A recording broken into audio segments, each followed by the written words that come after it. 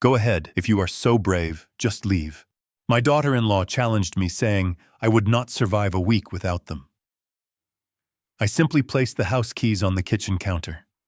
By the very next day, they were in a frenzy, calling nonstop. I am Calvin, 71 years old, and this is the story of how I wiped out everything my entitled son and his wife built. Before I continue this story, let me know where you are watching from in the comments below. Hit like and subscribe if you have ever had to stand up to family who underestimated your worth. Now let me take you back to the night the illusion shattered. The rain lashed heavily against the custom bay windows of the sprawling suburban kitchen. I had paid for those exact windows 5 years ago, writing the check directly to the contractor so my son and his new bride could have their absolute dream home. Tonight, however, the soothing sound of the autumn storm was entirely drowned out by the sharp, stinging smack of a grocery receipt hitting the polished marble island. Megan stood across from me, her face flushed with a manufactured rage that she wore like a favorite accessory. She pointed a perfectly manicured finger at the long strip of thermal paper, her chest heaving as if she had just suffered a massive injustice. She claimed my dietary needs were single-handedly bankrupting them. She read aloud the prices of low-sodium chicken broth, fresh organic vegetables, and the specific brand of steel-cut oatmeal my cardiologist had strictly recommended following a minor health scare last year. She managed to make each item sound like a personal insult, a deliberate theft from her own pocket. The kitchen, with its gleaming stainless steel appliances, imported Italian tile, and warm under-cabinet lighting, felt suddenly like a hostile interrogation room. I stood quietly, my hands resting lightly on the edge of the cold stone counter, listening to her voice rise an octave with every venomous sentence. She complained bitterly about the cost of electricity, claiming I kept my reading lamp on too late into the night. She complained about the water bill because I took warm baths to soothe the arthritis in my knees. She framed my very existence in that house as an unbearable financial burden that was dragging them down. I looked down at the crumpled receipt on the marble counter. The grand total was exactly $68.42. Earlier that same week, I had watched from the living room window as she happily accepted a delivery of 3 designer handbags and a case of imported wine without batting an eye. Yet here she was, screaming until her throat was raw about the cost of my oatmeal. The profound hypocrisy hung in the tight, humid air of the kitchen, mixing sickeningly with the smell of the roasted chicken I had spent 3 hours preparing for their dinner. I had cooked for them, set the table for them, and this humiliation was my reward. The rain continued to pound relentlessly against the glass, an unrelenting rhythm that perfectly matched the sudden cold clarity taking hold of my mind. For years, I had absorbed her passive-aggressive comments, her eye rolls, and her thinly veiled contempt. I had always brushed it off to keep the peace, believing that family required sacrifice. But this was vastly different. This was not a complaint about groceries. This was a verbal eviction notice disguised as a financial dispute. I shifted my gaze away from Megan and looked directly at my son. Matthew stood rigidly near the oversized smart refrigerator. He had his arms crossed tightly over his chest, his shoulders hunched, and his eyes fixed firmly on the intricate patterns of the hardwood floor. He absolutely refused to look at me. He refused to intervene or say a single word in my defense. I stared at him and tried to reconcile the man standing before me with the boy I had raised. This was the same boy whose scraped knees I had bandaged, whose college tuition I had paid in full without a second thought, whose first car I had purchased, and whose lucrative consulting firm I had quietly bankrolled. I waited for him to speak. I waited for him to tell his furious wife that $68 was not going to bankrupt a household, pulling in a massive corporate income. I waited for him to remind her that I was the one who provided the $200,000 down payment for the very floor he was currently staring at. But the silence stretched on thick and entirely suffocating. His cowardice was a physical weight in the room. He was a 38-year-old man utterly terrified of upsetting the woman who was currently treating his father like a stray dog.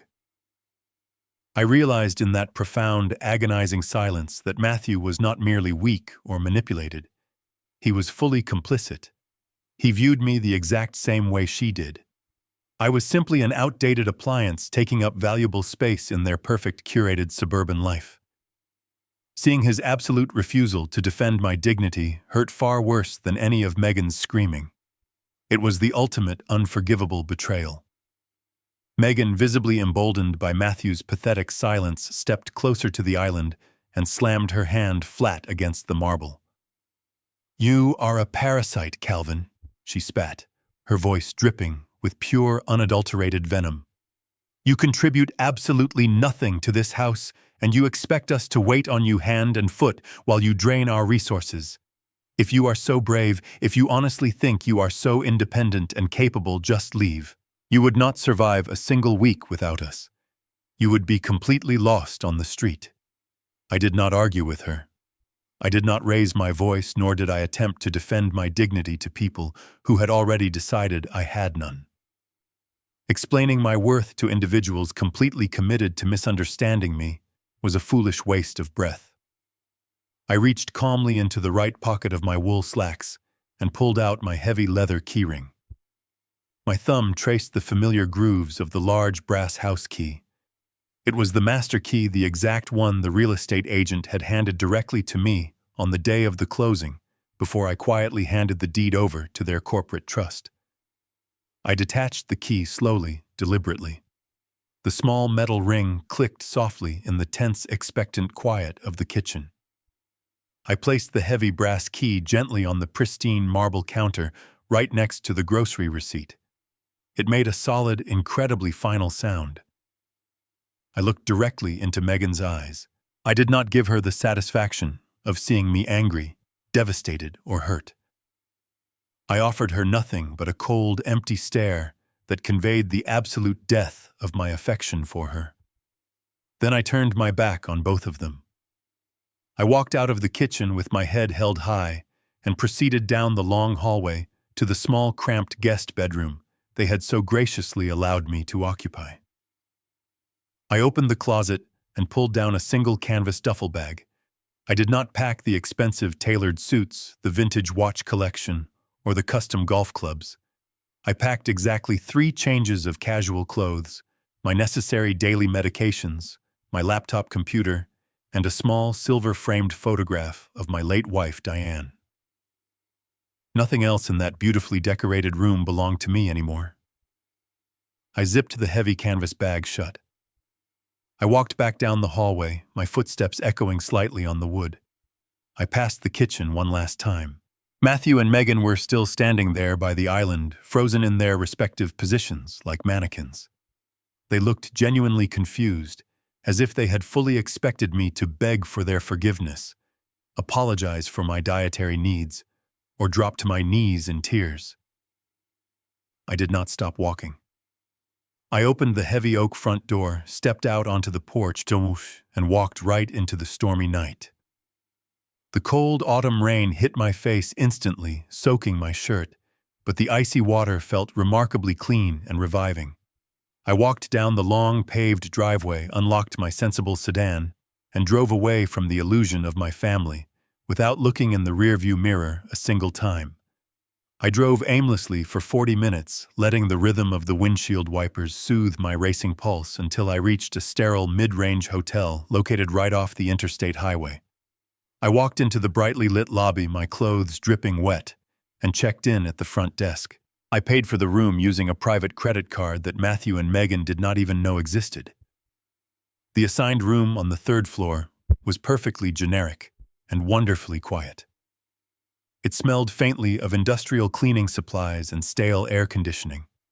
It lacked the warmth, the artwork, and the comfort of a real home, but it offered an absolute, unbroken peace that I had not felt in years. I set my damp canvas duffel bag on the metal luggage rack near the window. I did not sit on the edge of the firm mattress and weep for the family I had just lost. I did not stare out the rain-streaked window and wonder where I had gone wrong as a father. I walked over to the small veneer desk, unzipped my bag, and took out my laptop.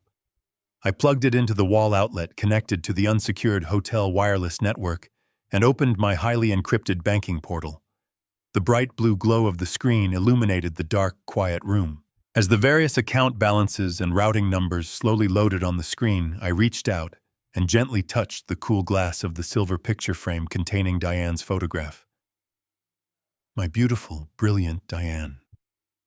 Before she passed away from a brutal battle with illness over a decade ago, she had held my hand tightly in the sterile hospital ward and made me promise one specific thing.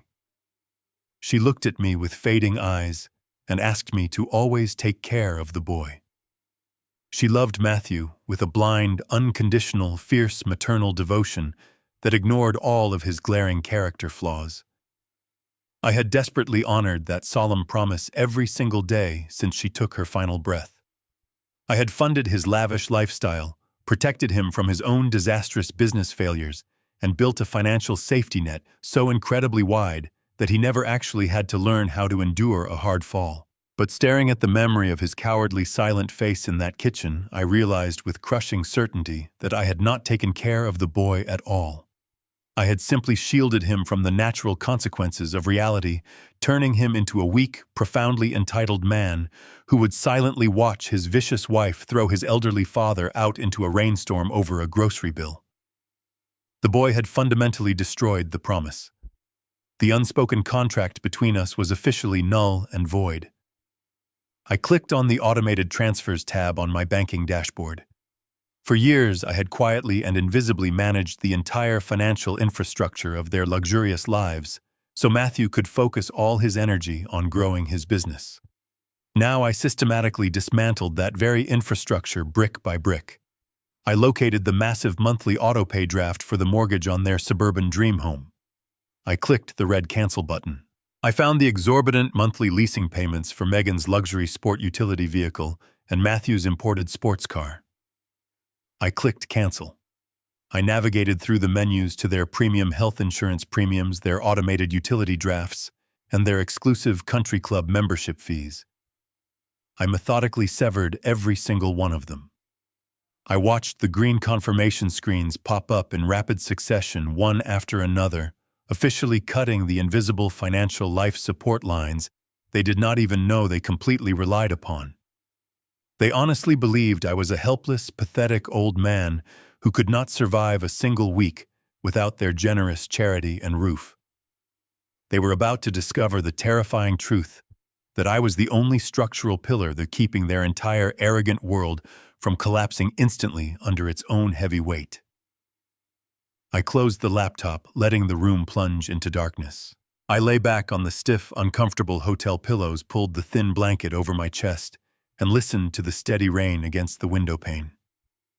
Knowing the absolute financial devastation that awaited them when the sun rose, I closed my eyes and slept better that night than I had in 5 long years. The morning sun filtered through the cheap polyester curtains of the hotel room, casting long shadows across the faded carpet. Exactly 24 hours had passed since I walked out of the house I bought for them. The absolute silence of my new reality was violently interrupted by the bright, buzzing screen of my smartphone resting on the veneer nightstand. It vibrated aggressively against the fake wood, moving inch by inch toward the edge. I sat on the edge of the firm mattress and simply watched it. The screen flashed with Matthew's name. When his call finally went to voicemail, the screen went dark for exactly 3 seconds before lighting up again. This time it was Megan. The notification counter on the screen displayed 47 missed calls and 52 unread text messages. Short previews of their panic scrolled rapidly across the locked screen. At first, the messages were demanding, asking where I had gone, and complaining about the mess I left in the guest room. Then, around midnight, the tone shifted drastically. The demands turned into frantic questions about banking errors and locked accounts. Yesterday, they were utterly convinced I was a useless burden. Today, they were desperately trying to reach the man they had so casually thrown away. I did not reach for the device. I did not feel the familiar heavy urge to fix their problems or smooth over the conflict. I let the phone vibrate until its battery finally died, plunging the room back into a profound, unbroken peace. I stood up and walked into the small, brightly lit bathroom. I washed my face with the harsh hotel bar soap and looked at my reflection in the mirror. The tired, accommodating father, who had endured years of subtle disrespect, was completely gone. In his place stood a man who finally recognized his own worth and the immense power he still held. I dressed carefully in the only suit I had packed in my canvas bag. It was a dark, well-tailored charcoal suit I usually saved for important corporate negotiations. Today was undeniably the most important negotiation of my life. I packed my few belongings, walked down to the lobby, and handed the plastic keycard to the receptionist. I stepped out into the crisp autumn morning. The storm from the previous night had passed, leaving the air feeling incredibly clean and sharp. I unlocked my sensible sedan, placed my bag in the trunk, and merged onto the busy interstate, heading toward the financial district. The drive took exactly 45 minutes. I watched the sprawling suburban neighborhoods fade into the towering glass and steel structures of the city center. Those suburbs were a soft, insulated world I had financed to keep my son comfortable. Now I was returning to the cold, unforgiving world of commerce and contract law, where I had spent my entire career. I navigated the familiar downtown streets with a sense of grim purpose. I pulled into the underground parking garage of a massive, imposing skyscraper that housed some of the most ruthless corporate minds in the state. I rode the silent high-speed elevator up to the 42nd floor. The polished chrome doors slid open to reveal the expansive, intimidating reception area of Pierce & Associates.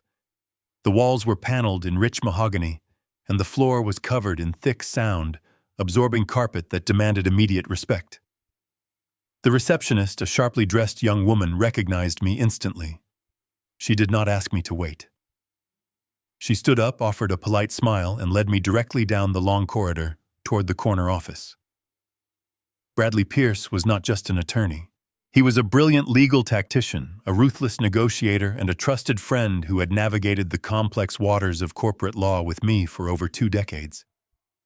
Long before Matthew had ever worn a business suit, Bradley and I had built, bought, and dismantled companies together. He sat behind a massive glass desk surrounded by floor-to-ceiling windows that offered a commanding view of the city skyline. The room smelled of expensive leather and fresh coffee. Bradley looked up from a thick file as I entered the room. He did not offer empty platitudes or ask how I was feeling. He saw the cold determination in my eyes and understood immediately that the time for paternal patience had officially ended. He pointed to the heavy leather chair opposite his desk, closed the file in front of him, and folded his hands carefully. I took my seat, placed my leather briefcase on the floor, and prepared to systematically dismantle the illusion of independence my son had so arrogantly built. We did not exchange pleasantries about the weather or our health. I simply looked at the man who had drafted every major contract of my professional life and told him it was time to open the books on Ford & Company Consulting. Bradley nodded slowly, a fierce glint of understanding in his eyes. He knew exactly how much I had sacrificed to keep that company afloat, and he knew instantly why I was sitting in his office at 9 o'clock in the morning. The machinery of justice was waking up, and it was entirely fueled by paper ink and ironclad legal boundaries. I leaned back in the heavy chair, feeling more alive and focused than I had in a decade. I reached into the inner pocket of my charcoal suit jacket and withdrew my phone. The screen was still completely dark from the battery dying earlier that morning. I leaned forward and asked Bradley if he had a charging cable. He opened his polished desk drawer, produced a sleek black cord, and slid it across the glass surface. I plugged the device into the wall outlet near my heavy leather chair. We sat in absolute comfortable silence for 3 minutes, while the phone gathered enough power to turn back on. When the screen finally illuminated, it immediately flooded with the delayed notifications of Matthew and Megan's frantic morning. I ignored the text messages entirely. I navigated straight to the voicemail inbox. I wanted Bradley to hear exactly what we were dealing with. I pressed the speaker icon, set the phone gently on the thick glass desk between us, and tapped play on the very last message Matthew had left just an hour prior. The frantic, angry voice of my son filled the quiet, professional sanctuary of the corner office. He did not start the message by asking if I was safe. He did not ask where I had slept during the terrible autumn storm, or if my arthritis was flaring up from the damp cold. His voice was trembling, but not with worry. It was vibrating with a profound, self-righteous fury. He demanded to know where I was hiding. He explicitly ordered me to call the primary bank immediately and fix whatever catastrophic error I had caused with my careless meddling. He proceeded to describe in agonizing detail the absolute humiliation his wife had just endured. Megan had apparently scheduled a full day of lavish treatments at an exclusive members-only wellness retreat on the other side of the city. Matthew shouted that she was attempting to recover from the severe emotional stress I had caused her the night before. She had ordered imported champagne, a hot stone massage, and a ridiculously expensive gold leaf facial treatment. When she went to the front desk to settle the enormous bill, her premium platinum credit card was loudly and publicly declined. Matthew described the scene as if it were a tragedy of epic proportions. He yelled that the spa manager had embarrassed Megan in front of several prominent socialites. He insisted that I must have accidentally tripped a fraud alert when I left the house so abruptly. The sheer arrogance of his assumption was breathtaking. It simply did not occur to him that I had deliberately severed their financial lifeline. He was so completely insulated by the wealth I provided that he honestly believed the only possible explanation for a declined card was a banking glitch. He ended the voicemail by issuing a stern ultimatum. He told me I had exactly 1 hour to rectify the bank error and apologize to Megan, or he would personally see to it that my remaining assets were placed under his direct management for my own protection. The message concluded with a harsh, automated beep that echoed off the mahogany walls. I looked at Bradley. The seasoned corporate attorney did not show a single ounce of surprise. He simply steepled his fingers beneath his chin and stared thoughtfully at the black phone on his desk. The illusion of my son's immense wealth was already beginning to crack, and it had not even been 24 hours since I walked out the door. Matthew drove an imported sports car that cost more than most residential homes. Megan wore designer clothing and hosted lavish dinner parties where she boasted about her husband's unparalleled business acumen. They lived in a sprawling suburban fortress and projected an image of untouchable financial supremacy. Yet beneath that carefully curated social media facade, they were living entirely on my secretly provided financial life support. The moment I turned off the valve, their entire reality began to asphyxiate. I sat back in my chair and felt a strange mixture of profound sadness and cold vindication. I had spent a decade quietly transferring funds to cover their ridiculous extravagances, always convincing myself that I was merely helping a young couple build their foundation. I had allowed Matthew to believe he was a self-made titan of industry because I wanted him to possess the confidence necessary to succeed. I realized now that my generosity had completely robbed him of his survival instincts. He had absolutely no idea how to manage a crisis because he had never actually faced a real consequence in his entire adult life. He thought running a successful consulting firm meant attending expensive lunches and playing golf with potential clients. He did not understand cash flow operational reserves or the terrifying reality of a payroll deadline. He only understood that his wife was upset, and he demanded that his father fix it immediately. Bradley reached out and pushed the phone away, effectively dismissing Matthew's empty threats. He leaned forward, his demeanor shifting from a supportive friend to a clinical legal predator. He stated calmly that if a single declined credit card at a day spa was enough to trigger a panic attack and threats of a conservatorship, their liquid assets were non-existent. A truly successful consulting firm would have deep corporate reserves or a massive line of credit to absorb temporary personal cash flow issues. The fact that Matthew was relying on his personal platinum card, which was directly linked to my pension, meant the company itself was likely completely hollow. Bradley turned his heavy leather chair toward his multiple computer monitors. His fingers moved rapidly across the illuminated keyboard as he accessed the state's commercial registry and several proprietary financial databases. The time for listening to voicemails was officially over. We were no longer dealing with a disrespectful son and a cruel daughter-in-law. We were investigating a failing corporate entity. Bradley explained we needed to look at the exact legal structure of Ford and Company Consulting. We needed to see where the revenue was actually going, because it certainly was not sitting in their bank accounts. The real battle was not going to be fought in a kitchen over a grocery receipt. It was going to be fought in the sterile, unforgiving arena of corporate audits and fiduciary responsibility. I watched the screens flicker with rows of dense financial data, knowing that every single number Bradley uncovered was another nail in the coffin of their arrogant illusion. The heavy mahogany doors of Bradley's office remained firmly closed as the high-speed laser printer in the corner hummed to life. The machine began spitting out crisp white pages filled with dense legal jargon and complex financial tables. These were the foundational corporate filings for Ford and Company Consulting. Bradley stood up from his heavy leather chair and walked over to the printer. He gathered the thick stack of warm paper, tapped the edges evenly against his glass desk, and slid the entire file directly in front of me. The room was perfectly silent, except for the faint, rhythmic ticking of the antique grandfather clock standing against the far wall. I stared at the bold black ink on the top page. The title of the document read, Original Seed Capital Agreement. Seeing those words printed so clearly brought a sudden heavy wave of memories crashing over me. This was the exact document we had drafted in this very office exactly 10 years ago. It was the absolute genesis of my son's supposedly self-made empire.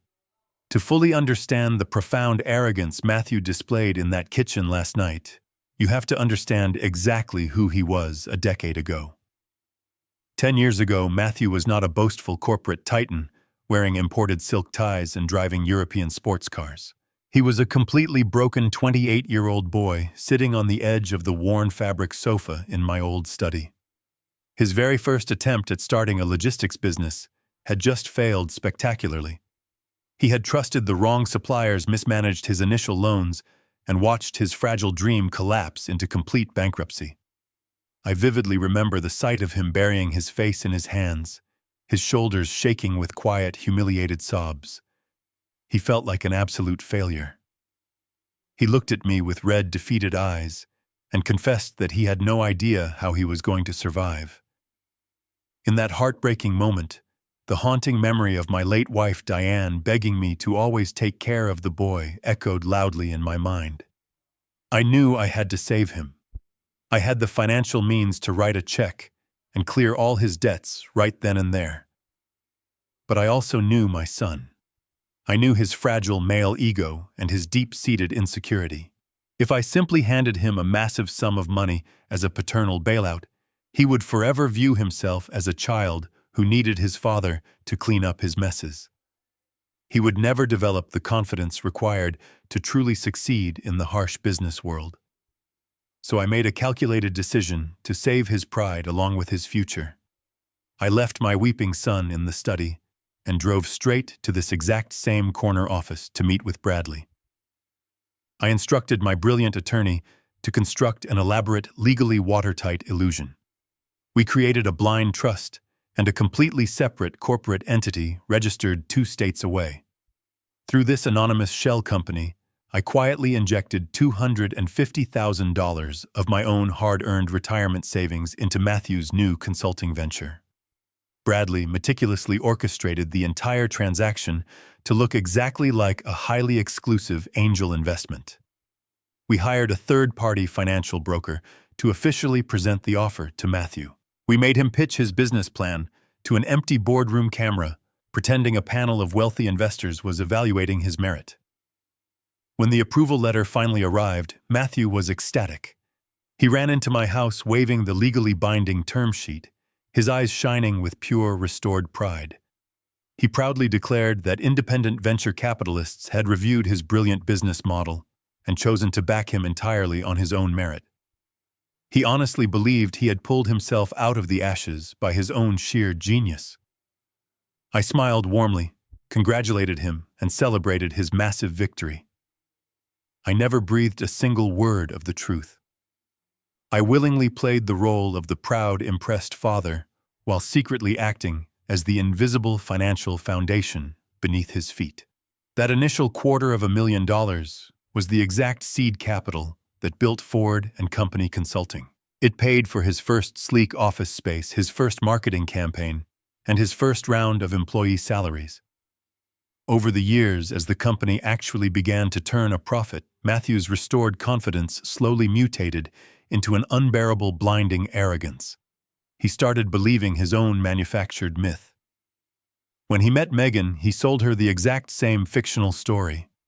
He painted himself as a self-made millionaire who had conquered the business world through his unparalleled intellect. Megan married the myth, and together they built a towering monument to their own perceived greatness. They looked down on me as a simple retired logistics worker who could not possibly understand their high-level corporate struggles. They truly forgot that the ground they stood on was purchased completely by my sacrifice.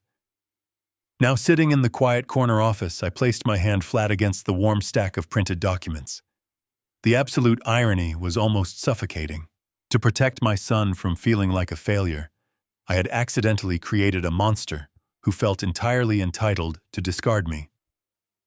I looked at Bradley, who was currently pulling up the specific terms of that decade-old angel investment agreement on his large computer monitor. When we drafted that original contract 10 years ago, Bradley had insisted on including standard protective measures. As a ruthless corporate attorney, he refused to let me hand over $250,000 without an ironclad safety net. He had structured the secret investment not as a simple gift, but as a highly specific convertible debt loan. The contract clearly stipulated that the anonymous investment firm required modest, regular interest payments to maintain the arrangement. As long as those payments were met, the loan remained harmless and invisible. For 10 entire years, I had quietly used my own pension funds to pay the interest on my own secret loan, effectively keeping the illusion completely secure, and Matthew entirely unaware. But that invisible safety net was directly tied to the automated banking transfers I had ruthlessly severed in my dark hotel room just hours ago. By turning off those automatic drafts, I had not only stopped paying their home mortgage and car leases, I had officially stopped paying the required interest on the original seed capital loan. I watched Bradley's eyes scan the digital text on his screen. He was not looking at the past anymore. He was looking at the immediate catastrophic future waiting for my son. The audit of their current corporate standing was about to reveal exactly how much they had squandered my invisible generosity. We had pulled the foundational filings to confirm the trap was legally set. Now we needed to examine their recent tax returns and daily expense ledgers to see just how fast the walls were closing in around them. I picked up the original seed capital agreement, feeling the heavy weight of the paper in my hands. The time for protecting his fragile pride was over. The illusion was officially dead, and the cold, documented truth was finally going to see the light of day. Bradley leaned closer to his glowing computer monitors, his eyes tracking rapidly across the endless rows of digital spreadsheets. The high-level access he possessed allowed him to bypass the carefully constructed public facade of Ford and Company Consulting and dive directly into the raw, unfiltered daily ledgers. I sat silently in the heavy leather chair watching the seasoned attorney work. For several long minutes, the only sound in the expansive office was the rapid clicking of his keyboard. Then Bradley stopped typing. He let out a long, heavy breath and slowly shook his head. It was a gesture of profound professional disgust. He turned his monitor slightly so I could see the screen. The entire display was awash in a sea of red numbers indicating severe deficits. The company was not merely struggling through a slow business quarter. It was actively, violently hemorrhaging cash. Bradley began to read the line items aloud, his voice devoid of any emotion, treating the financial ruin of my son like a crime scene investigation. He explained that a healthy consulting firm operates with strict overhead limits and clear profit margins. Matthew had abandoned those principles entirely.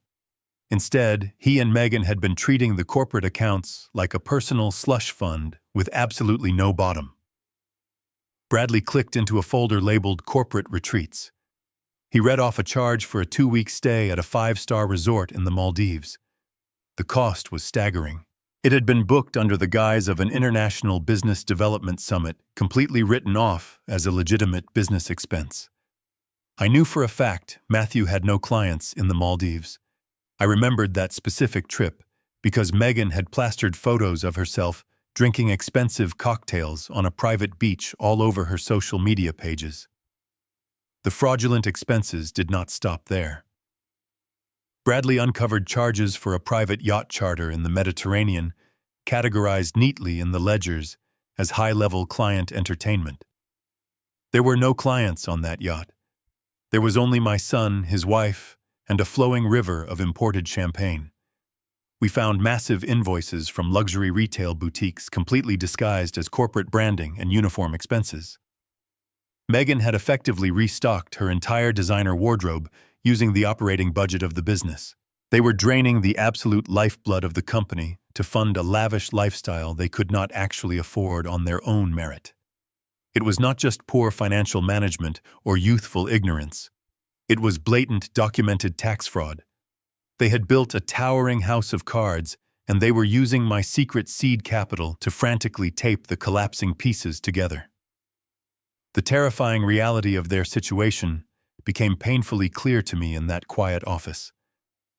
Matthew had not left that furious voicemail because he was genuinely worried about a single declined credit card at a local day spa. He had called in an absolute panic because that declined card was the very first visible symptom of a total systemic failure. The severed autopay drafts from my personal accounts had been the only thing keeping their accounts out of the negative. By cutting off that silent stream of cash, I had instantly exposed the massive rot at the core of their finances. Bradley ran a rapid projection algorithm on the remaining liquid assets of the consulting firm. He watched the progress bar complete, and then he delivered the fatal blow. The numbers were brutally undeniable. Ford and Company Consulting did not have enough actual cash on hand to meet their payroll obligations at the end of the week. They were completely broke. In exactly 4 days, they would not be able to pay their administrative staff, their junior consultants, or their exorbitant downtown office lease. The grand illusion was completely shattered. Matthew and Megan were currently standing blindfolded on the edge of a massive financial cliff, and the ground was rapidly crumbling beneath their imported Italian leather shoes. I asked Bradley what their next logical move would be. A desperate man facing public ruin will always look for a lifeline, no matter how dangerous it might be.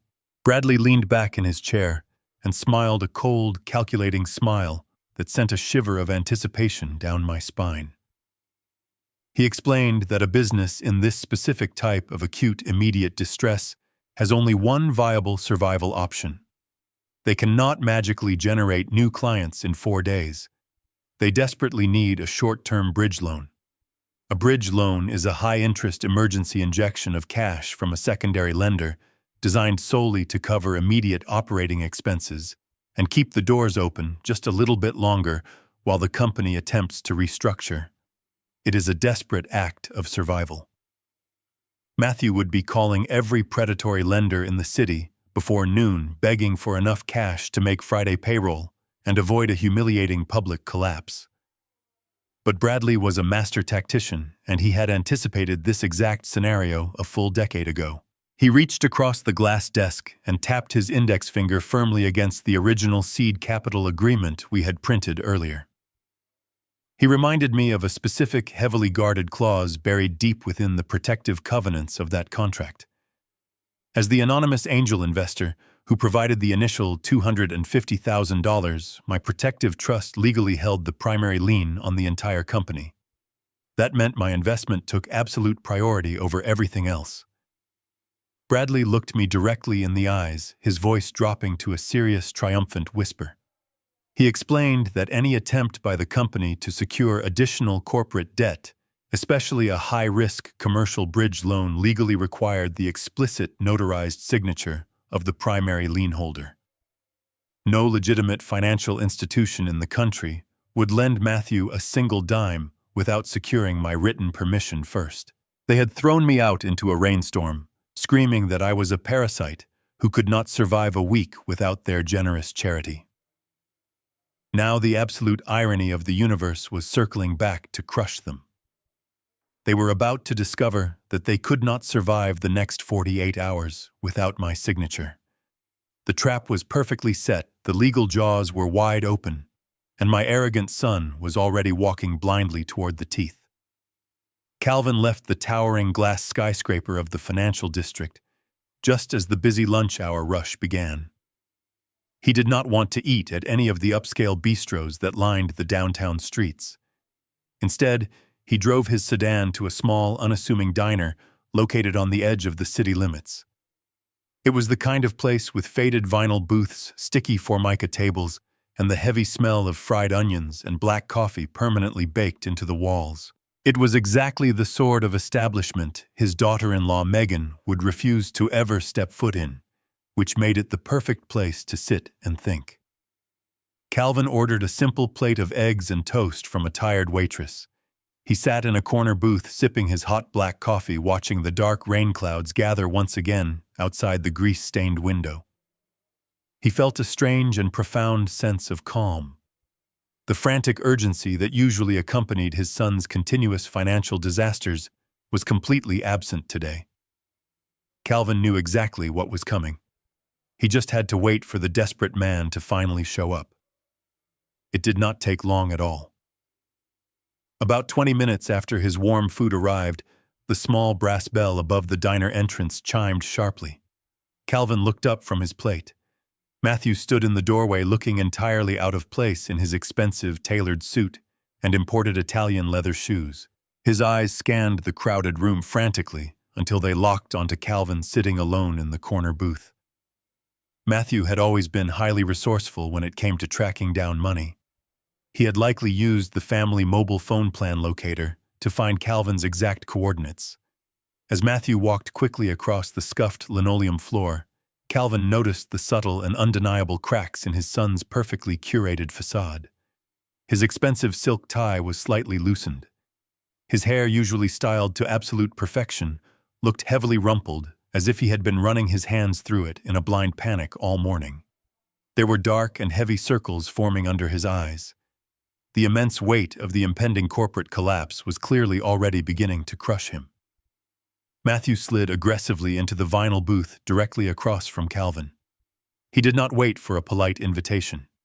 He did not offer a standard greeting or ask how Calvin was doing. He simply sat there, breathing a little too heavily, trying desperately to arrange his face into an expression of casual annoyance. He looked down at Calvin's simple plate of eggs and let out a short and highly condescending scoff. He asked Calvin if he was thoroughly enjoying his little temper tantrum and his cheap hotel stay. He spoke with the exact tone of an exhausted parent dealing with a stubborn and unreasonable toddler. He completely ignored the glaring fact that his own wife had viciously kicked Calvin out into a freezing rainstorm just the night before. In Matthew's twisted and narcissistic reality, Calvin was the one behaving poorly by actually leaving the house. Calvin did not take the obvious bait. He did not raise his voice or attempt to defend his choice of breakfast. He took a slow and deliberate bite of his toast, chewed it carefully, and swallowed. He looked calmly at his son and waited patiently for the real reason behind this sudden and dramatic visit. He knew for an absolute fact that Matthew was bleeding cash by the minute, and this arrogant posturing was nothing but a desperate and transparent smokescreen. Matthew shifted uncomfortably under Calvin's silent and unyielding gaze. He reached down and picked up the expensive leather briefcase he had hastily set on the floor. He placed it squarely on the sticky formica table, popped the shiny gold clasps, and reached inside. He pulled out a single, neatly printed document. It was carefully enclosed in a clear plastic folder to protect it from the greasy environment of the diner.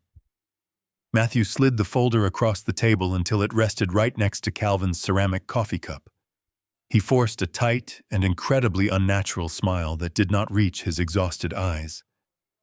He told Calvin that the primary bank was simply updating some routine corporate paperwork regarding the original business structure.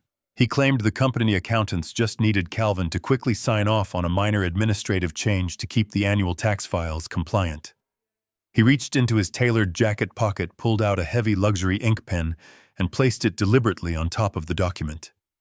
He tapped the paper lightly with his index finger, telling Calvin to just sign the bottom line so they could put this ridiculous family argument completely behind them and go back to normal. Calvin looked down at the white paper. He did not reach for the heavy luxury pen. He recognized the complex legal document instantly. It was exactly what Bradley had predicted just an hour ago in the quiet corner office. It was absolutely not a routine tax update.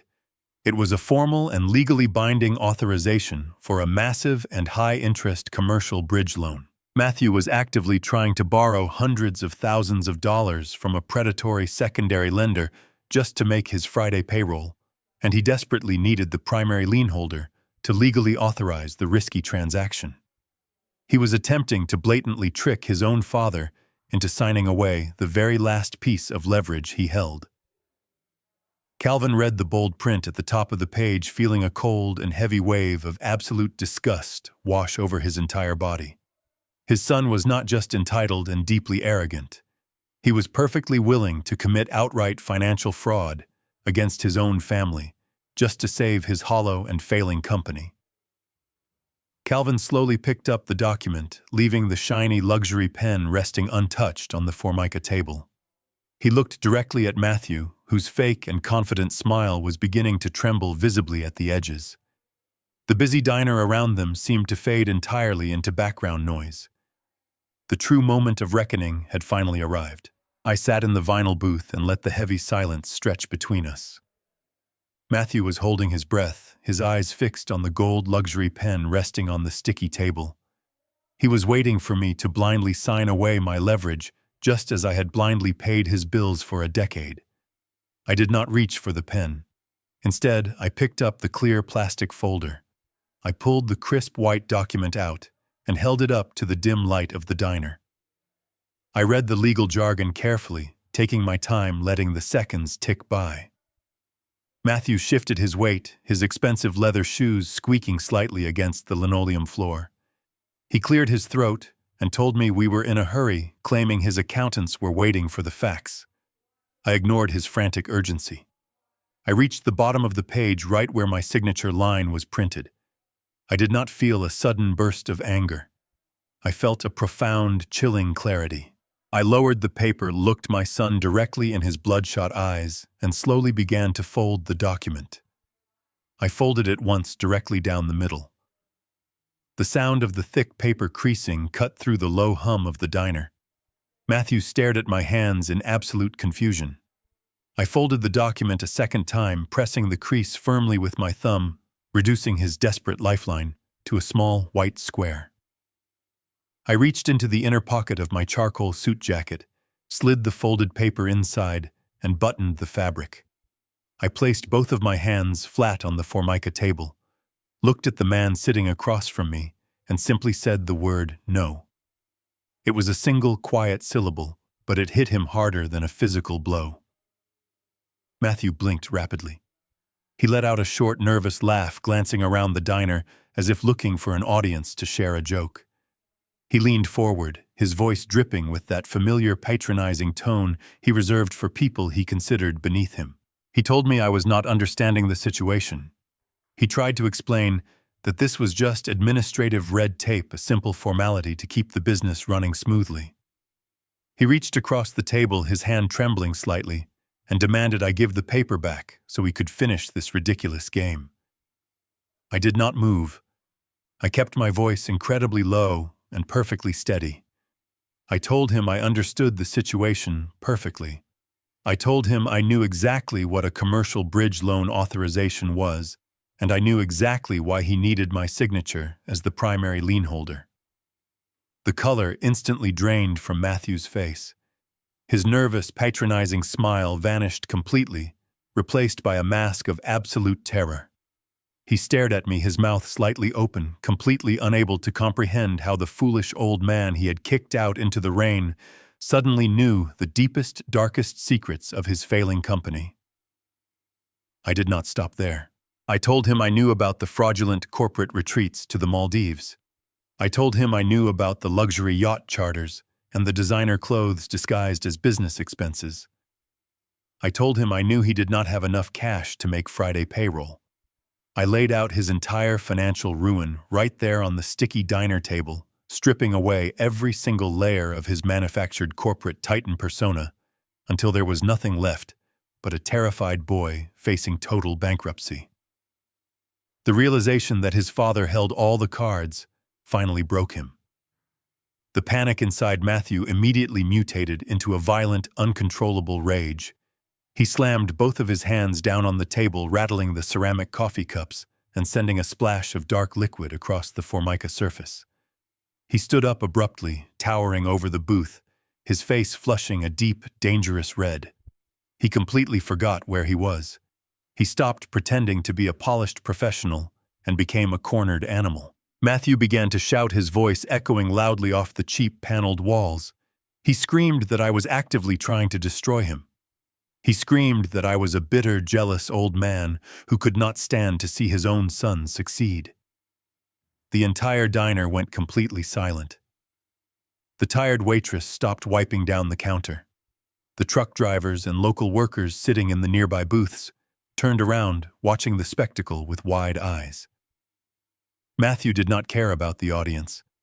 His carefully constructed public image was shattering right in front of him, and he wanted someone else to bleed for it. He pointed a trembling finger directly at my face. He yelled that I had no right to hold his company hostage after everything he had done for me. The absolute delusion of that statement was staggering, but I did not interrupt his public meltdown. I sat perfectly still, sipping my cooling coffee, letting him expose his true character to a room full of strangers. When shouting failed to provoke a reaction from me, Matthew resorted to the most vicious weapon he could think of. He leaned aggressively across the table, his face inches from mine, his breath smelling of stale coffee and blind panic. He lowered his voice to a harsh, venomous whisper that carried easily in the quiet room. He told me I was losing my mind. He claimed I was a senile, confused old man who no longer had the mental capacity to understand basic business principles or manage his own finances. He swore to me right then and there that he would not let a crazy person ruin his life. He threatened to call his lawyers the second he walked out the door. He promised he would file an emergency petition with the state court to declare me mentally incompetent. He said he would obtain a full legal conservatorship, strip me of all my rights, and take control of my assets by force. He looked at me with pure hatred and said I would spend the rest of my life locked away in a cheap nursing home while he ran the company exactly as he saw fit. He grabbed his expensive leather briefcase, turned his back on me, and stormed out of the diner, leaving the brass bell ringing wildly in his wake. I watched him march to his imported sports car through the diner window. He honestly believed his threat had terrified me into submission. He had no idea that claiming I was mentally unfit was exactly the legal trap my attorney Bradley had been hoping he would fall into. Matthew did not waste a single second after his public meltdown in the local diner. Driven by a volatile cocktail of blind panic and pure malice, he drove his imported sports car straight to the offices of a notoriously aggressive family law firm in the city center. He and his wife Megan spent the entire afternoon sitting in a plush legal office weaving a magnificent tapestry of lies for their newly hired representation. They painted themselves as devoted and deeply heartbroken children who were desperately trying to protect a beloved father from his own rapidly deteriorating mind. They formally filed an emergency petition for a temporary conservatorship with the state court system, before the building closed for the evening. In their sworn affidavits, they cited my abrupt departure from their home into a heavy rainstorm as a clear and terrifying sign of advanced dementia. They claimed my sudden refusal to pay their daily bills was not a rational financial decision made by a lucid adult, but rather the erratic and paranoid behavior of a senile old man completely losing his grip on reality. They demanded immediate legal control over all my personal bank accounts, my retirement funds, and my business assets to prevent me from causing further harm to my own well-being. They assumed this aggressive legal maneuver would result in a swift and completely effortless victory. In their arrogant and highly entitled minds, they possessed every possible advantage in a courtroom setting. They were young, conventionally attractive, and highly adept at projecting a wealthy social status to the outside world. They knew exactly how to dress in conservative court attire and speak with a practiced, tearful sincerity designed specifically to manipulate a sympathetic judge. They truly believed that any legal authority looking at them would immediately see responsible, loving caregivers trying to do the highly difficult but morally correct thing for a sick parent. More importantly, they were entirely convinced of my absolute and pathetic isolation from the rest of the world. They thought I was sitting completely alone in a cheap hotel room on the edge of the highway, shivering in the emotional aftermath of our bitter argument, entirely unaware of how the complex legal system functioned. They assumed I had no remaining friends, no financial resources to hire my own counsel, and certainly no high-powered corporate attorney ready to actively defend my civil rights. They were betting their entire financial future on the tired, predictable stereotype of the helpless and confused senior citizen. They honestly thought they could simply walk into a quiet courtroom file, a thick stack of fabricated legal documents, and legally strip away my basic human autonomy before I even realized what was actually happening to my life. Less than 48 hours after our bitter confrontation at the diner, a uniformed process server arrived at my hotel room door. He handed me a thick manila envelope containing the official court summons and a certified copy of the emergency petition. I tipped the young man generously, closed the door quietly, and carried the heavy paper envelope to the small veneer desk sitting near the window. I spread the crisp white documents out next to my laptop computer and read through their vicious written accusations, one paragraph at a time. Reading your own flesh and blood legally declare you mentally incompetent under penalty of perjury is a profound and deeply sickening experience. A weaker man might have wept at the sheer cruelty of their carefully chosen words and their blatant disregard for the truth. I did not shed a single tear as I read the terrible lies my son had signed his name to. I felt nothing but a cold, deep, and unshakable satisfaction. By officially filing this ridiculous petition with the court, Matthew had finally crossed the absolute point of no return. He had chosen total war over a peaceful surrender, completely unaware that he was proudly marching his fragile and failing army directly into a heavily fortified legal ambush. I picked up my mobile phone and placed a call directly to my attorney, Bradley Pierce. I did not sound panicked, confused, or afraid when he answered the private line. I simply told him the bait had been taken and the legal trap we prepared was officially sprung. Bradley let out a low and rumbling laugh of pure professional anticipation that echoed through the phone speaker. He told me to put on my best dark charcoal suit, gather my composure, and meet him at the steps of the downtown courthouse the following morning. Matthew and Megan thought they were dragging a helpless, aging victim into the unforgiving light of the justice system. They had absolutely no idea they had just handed a seasoned corporate predator the exact legal weapon needed to publicly destroy their entire fraudulent existence. The stage was perfectly set for their ultimate and devastating humiliation. The morning air was crisp and biting as I walked up the wide granite steps of the county courthouse. Bradley walked calmly beside me, his heavy leather briefcase swinging with a rhythmic, confident cadence. We bypassed the crowded public galleries on the ground floor and made our way directly to the private family court chambers on the third level. The long hallway outside the courtroom smelled faintly of lemon floor wax and the undeniable scent of nervous sweat. Sitting together on a hard wooden bench at the far end of the corridor were Matthew and Megan. They were dressed in impeccably tailored dark clothing, looking exactly as though they were attending a highly respectable funeral rather than plotting the legal execution of my independence. Matthew absolutely refused to meet my eyes, opting instead to stare intently at the face of his expensive imported watch.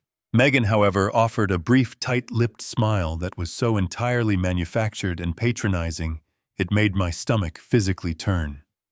They were radiating a highly toxic blend of frantic desperation and supreme confidence.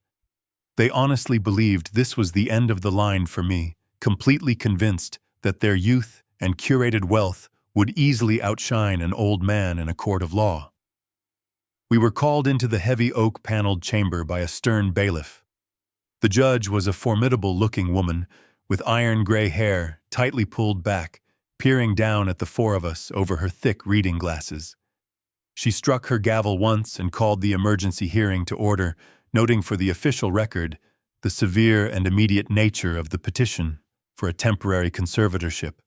Matthew and Megan had hired a slick, fast-talking attorney from a downtown firm who immediately launched into a highly theatrical performance.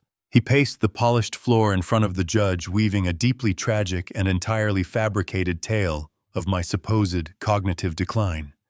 He spoke of my sudden erratic departure from the family home into a dangerous autumn rainstorm.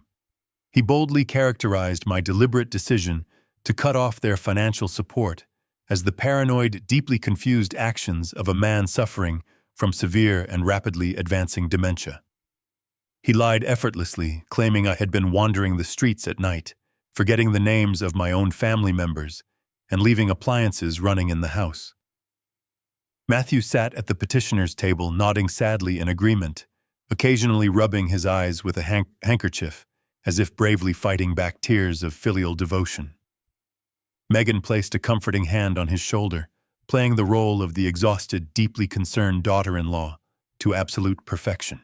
They painted a devastating picture of a helpless old man who had completely lost touch with reality and desperately needed their loving, immediate intervention just to survive the week. I sat perfectly still, my hands folded on the table in front of me, listening to my own flesh and blood commit blatant perjury. Watching your son lie under oath simply to gain access to your bank accounts is a specific kind of heartbreak that words can barely capture.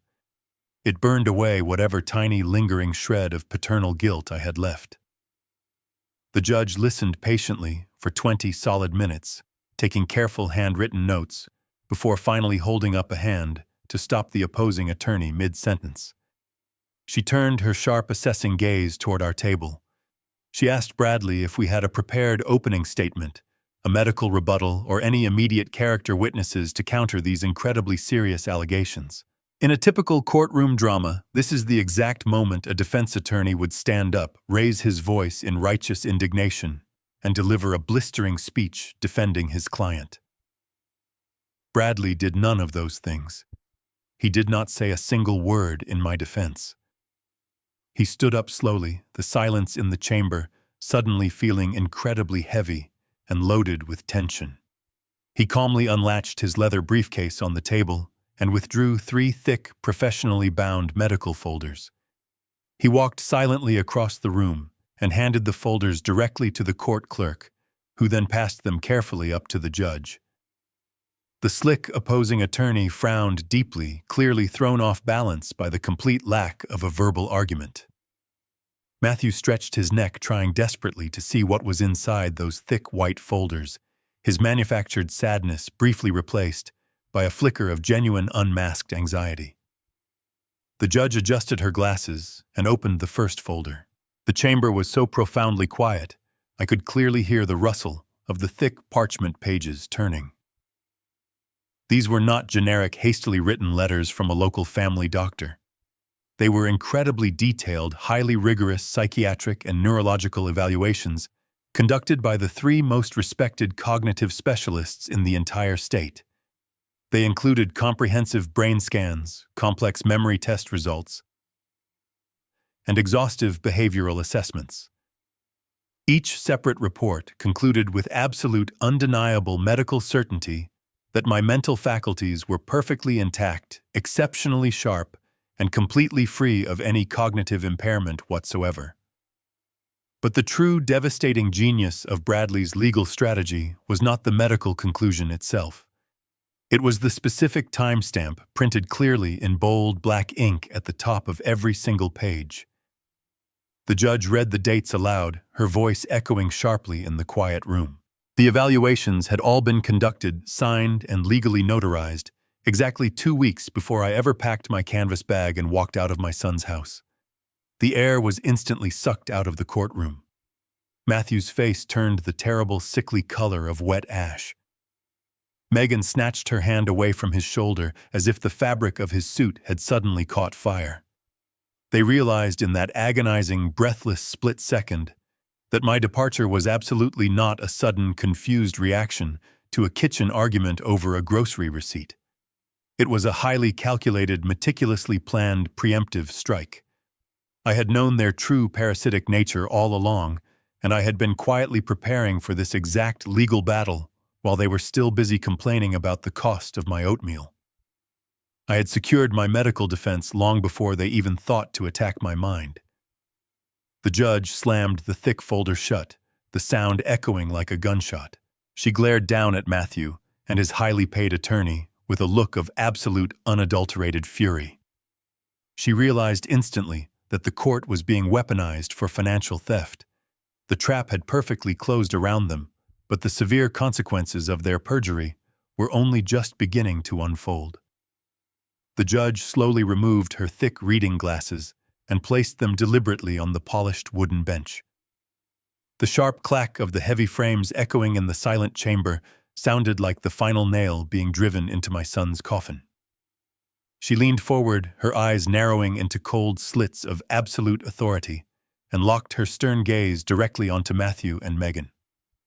She did not raise her voice, but the quiet, venomous intensity of her tone made both of them physically shrink back into their heavy leather chairs. She stated for the official court record that in her 25 years on the bench, she had rarely witnessed such a blatant, despicable attempt to weaponize the judicial system for personal financial gain. She read aloud the pristine cognitive scores from my medical evaluations, contrasting them sharply with the vicious, fabricated stories of severe dementia they had just sworn to under penalty of perjury. She pointed a trembling finger at their highly paid attorney, advising him to carefully reconsider the ethical boundaries of his legal practice before she filed a formal complaint with the State Bar Association. The attorney swallowed hard, his face pale completely, abandoning his theatrical posture. Matthew opened his mouth to speak, perhaps to offer another pathetic lie, or to beg for the court's understanding, but the judge instantly silenced him with a sharp strike of her wooden gavel. She told him that he was incredibly fortunate she was not pursuing criminal charges for perjury right at this very moment. She officially dismissed the emergency petition for conservatorship with extreme prejudice, meaning they could never attempt to file this specific fraudulent claim against me ever again. She then ordered them to immediately vacate her courtroom and warned them that if they ever appeared before her attempting to exploit an elderly family member again, she would personally ensure they left the building wearing handcuffs.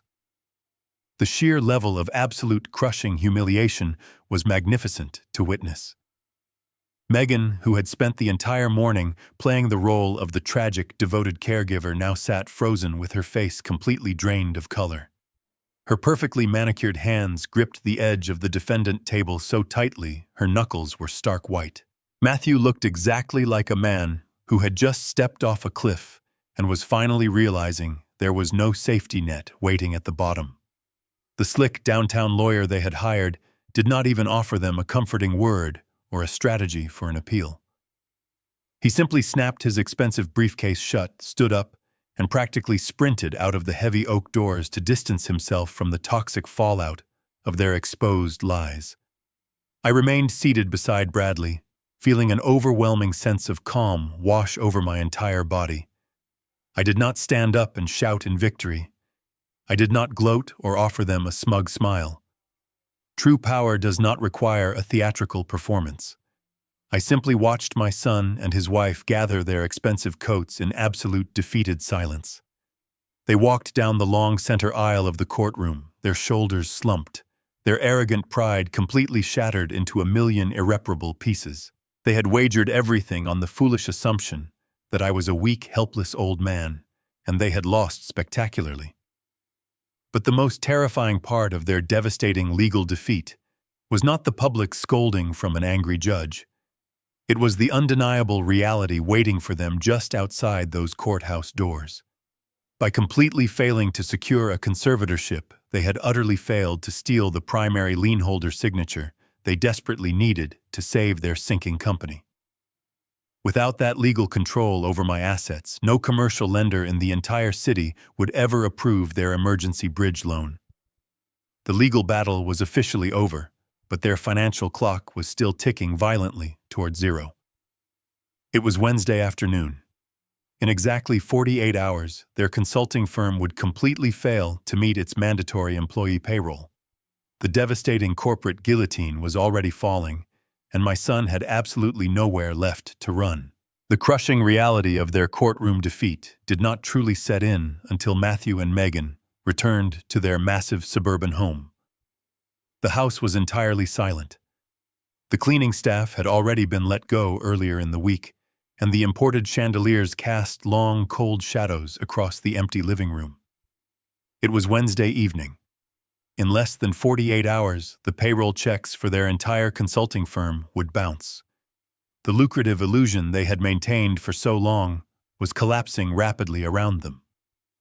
For Matthew, the failure in front of the judge was a paralyzing blow. He sat on the edge of his expensive leather sofa, staring blankly at the dark television screen, completely consumed by the terrifying prospect of public bankruptcy. He imagined the humiliating news articles, the angry phone calls from unpaid employees, and the absolute destruction of his professional reputation. He was a broken man, entirely out of ideas, and completely devoid of the moral courage required to face the consequences of his own actions. Megan, however, was built from a vastly different kind of material. She did not feel shame, and she absolutely refused to accept defeat. The mere thought of losing her designer wardrobe, her luxury vehicles, and her high social status was physically repulsive to her. She began to pace the length of the pristine hardwood floor, her mind working furiously to find a loophole, an escape hatch, or a final victim to absorb the impact of their impending ruin. She poured herself a large glass of imported wine and laid out a plan so breathtakingly malicious and highly illegal that it temporarily stunned even her husband. She told Matthew that they could not simply wait for the Friday deadline to arrive and destroy them. She insisted that if the ship was going to sink, they needed to strip it of all its valuable cargo, secure the only lifeboat, and leave someone else chained to the steering wheel. That someone else, of course, was me. Megan reminded Matthew of a persistent corporate rival, a massive logistics conglomerate located across the city. The rival firm had made several highly lucrative acquisition offers over the past 3 years, hoping to buy out Matthew and eliminate the competition. Up until this point, Matthew's blinding arrogance had caused him to reject every single offer, firmly believing his own company was destined for global dominance. Megan instructed him to swallow his bruised pride immediately and call the rival chief executive officer. Her plan was a masterpiece of corporate fraud. She wanted Matthew to tell the rival firm that he was suddenly ready to sell the entire consulting business for a fraction of its true market value under the strict condition that the acquisition be finalized immediately entirely in cash.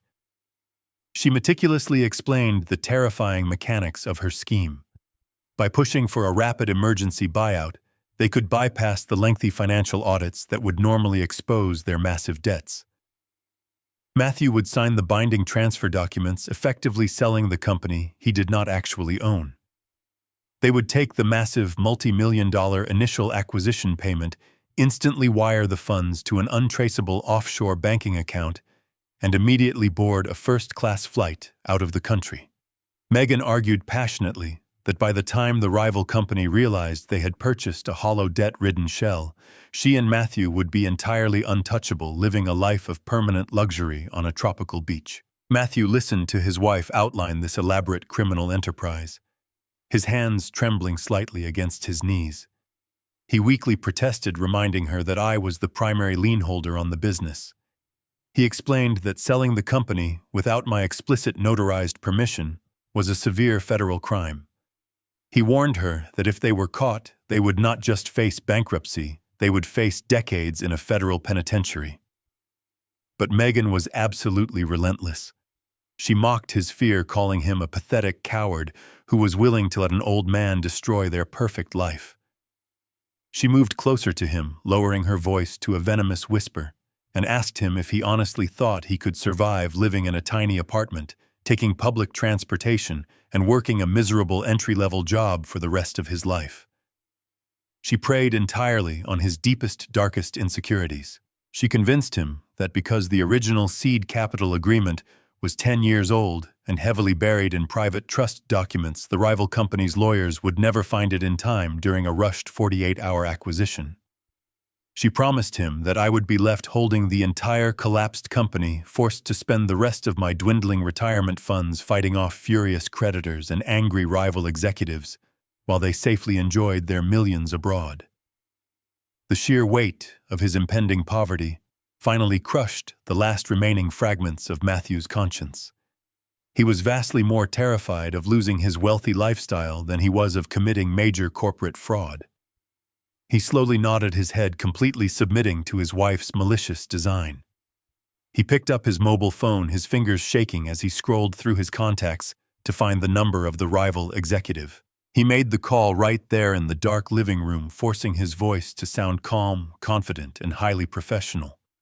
He claimed he was looking to step away from the industry, to focus entirely on his family, offering the rival company the deal of a lifetime if they could finalize the paperwork by Thursday afternoon.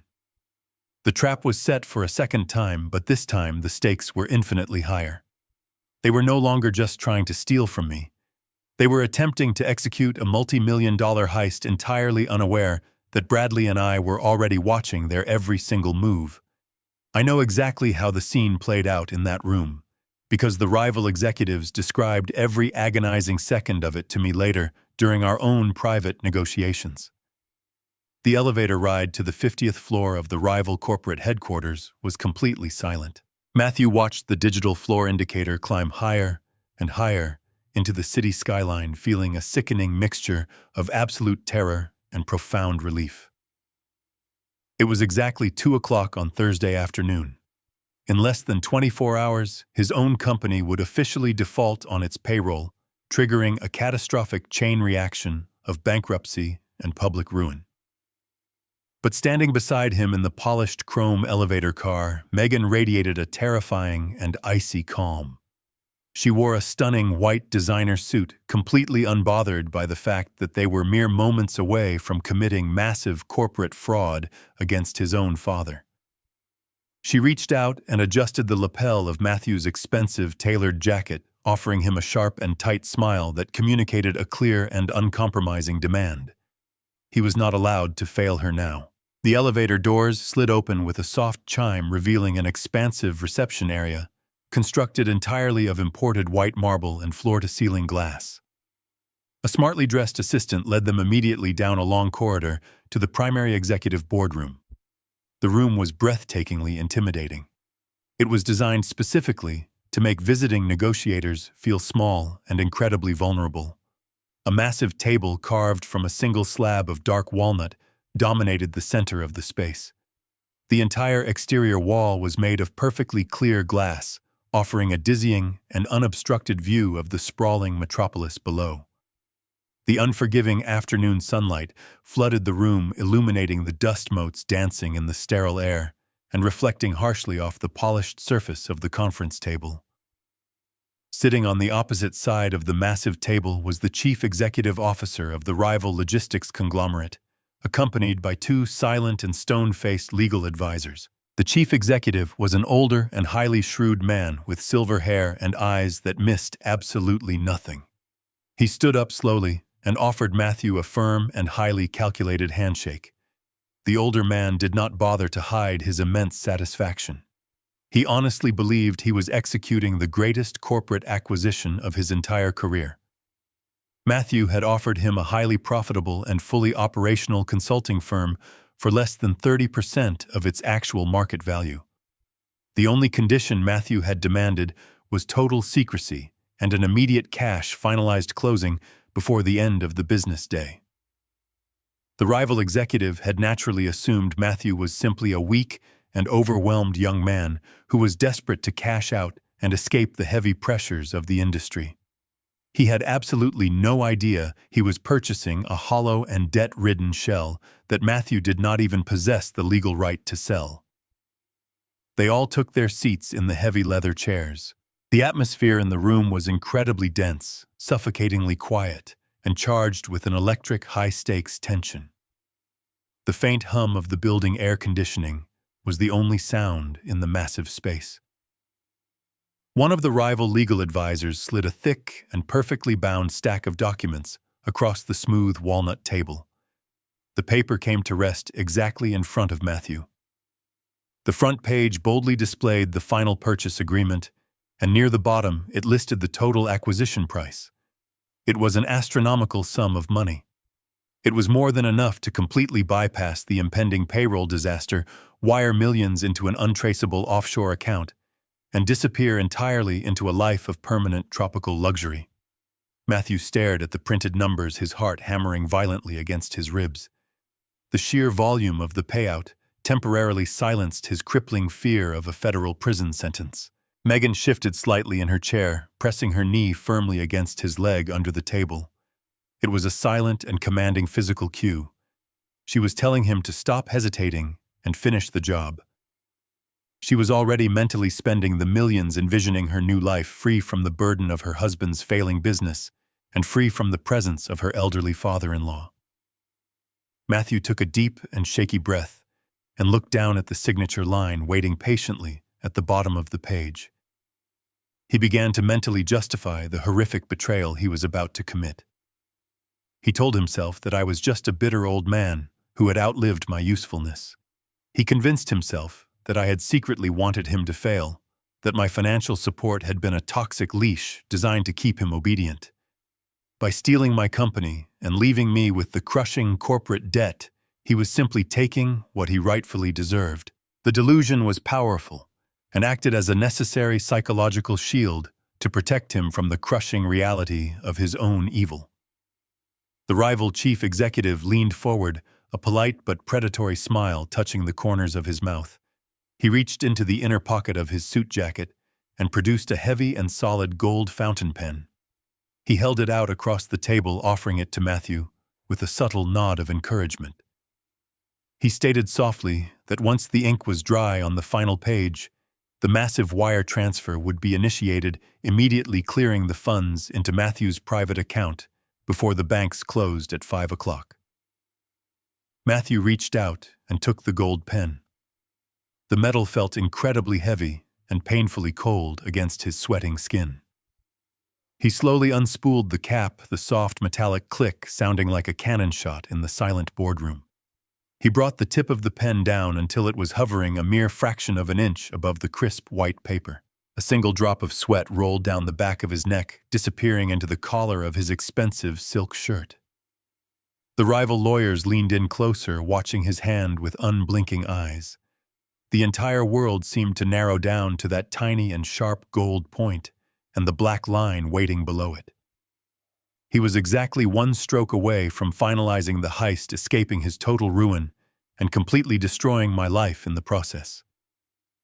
He applied the slightest bit of pressure to the paper, preparing to write the first letter of his name, utterly blind to the fact that his perfect escape route was about to be permanently dismantled. Matthew held his breath, his knuckles turning a stark, unnatural white as he gripped the heavy gold fountain pen. He was a fraction of a second away from pressing the tip to the crisp paper and executing the ultimate betrayal. The boardroom was suspended in an agonizing, breathless vacuum. The rival chief executive watched him with a satisfied, hungry gleam in his eyes, completely ready to devour the failing consulting firm. Megan leaned forward in her chair, her eyes practically vibrating with anticipation for the massive wire transfer that would fund her permanent escape. Everything was perfectly aligned for their grand heist. Then, the heavy oak double doors of the boardroom swung open. They did not crash open in a chaotic display of anger, nor did they creak open with hesitation. They swung inward with a smooth, silent, and undeniable authority that immediately shattered the suffocating tension in the room. I walked through the threshold first, wearing the exact same dark charcoal suit I had worn during our courtroom victory that morning. Bradley Pierce followed closely step for step beside me, his face set in a mask of absolute clinical professionalism. He carried his thick leather briefcase in his left hand, holding it not like a legal file, but like a loaded weapon ready to be deployed. We did not pause at the entrance. We did not knock or ask for the administrative assistant to announce our arrival. We simply walked directly into the massive sunlit space, claiming the room with the quiet confidence of men who held all the remaining cards. The physical reaction from the people seated around the walnut table was immediate and spectacular. It was as if all the oxygen had been violently sucked out of the room through the air vents. Matthew completely froze. His arm locked rigidly in mid-air, the gold pen hovering uselessly above the signature line. His jaw dropped slightly, and his eyes widened in sheer, unadulterated terror. He looked at me as if I were a ghost rising from the grave to drag him down into the dirt.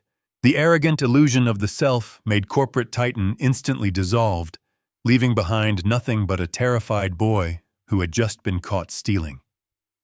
Beside him, Megan suffered a complete structural collapse.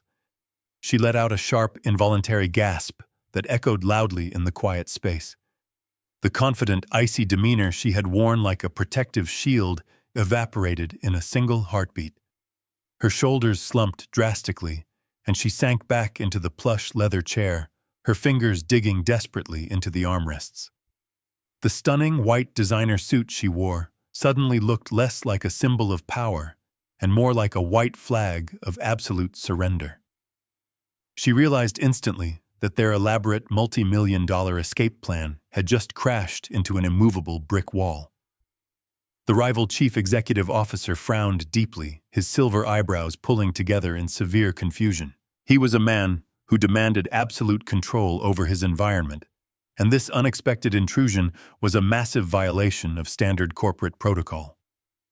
He looked quickly at Matthew, fully expecting the young man to stand up, call for security, and demand that we be immediately removed from the premises. But Matthew remained completely paralyzed, his breathing shallow and rapid, absolutely incapable of forming a single coherent syllable. The two rival legal advisors shifted nervously in their seats, their professional instincts flaring. They looked at Bradley, recognizing another seasoned corporate attorney instantly, and they suddenly understood that a massive invisible legal trap had just materialized right in the middle of their perfect acquisition. I walked slowly toward the center of the massive conference table. The thick, imported carpet completely absorbed the sound of my footsteps, making my approach feel inevitable and entirely unstoppable. I did not raise my voice or show a single ounce of anger. True power never needs to shout. I looked down at my sweating, trembling son. I watched as his fingers finally lost their grip, allowing the heavy gold pen to slip from his hand and clatter loudly against the polished wood surface. The sharp metallic sound signaled the absolute end of his reign. I turned my gaze away from his pathetic display of fear and focused entirely on the older executive sitting across the table. I offered him a polite, measured nod, the exact kind of respectful greeting one veteran businessman gives to another before dismantling a terrible deal. I spoke with a calm, resonant voice that easily filled the massive boardroom. I sincerely apologized for the unannounced interruption, but I informed him that there seemed to be a profound and deeply unfortunate misunderstanding regarding the legal ownership of the commercial property currently being discussed. I stated clearly, and without a shadow of a doubt, that the young man sitting across from him did not have the legal authority to sign that document, because the company he was attempting to sell did not actually belong to him. The silence that followed my declaration was absolute and heavy. The silver-haired chief executive officer of the rival logistics conglomerate leaned back slowly in his plush leather chair. He did not look angry, but his sharp eyes narrowed as he assessed me from across the massive walnut table. He was a veteran of the corporate world, a man who had survived decades of ruthless boardroom battles, and his finely tuned instincts told him immediately that I was not a crazy old man wandering into the wrong building. He looked at my tailored charcoal suit. He looked at the cold professionalism radiating from my attorney Bradley, and then he looked back at my sweating, trembling son.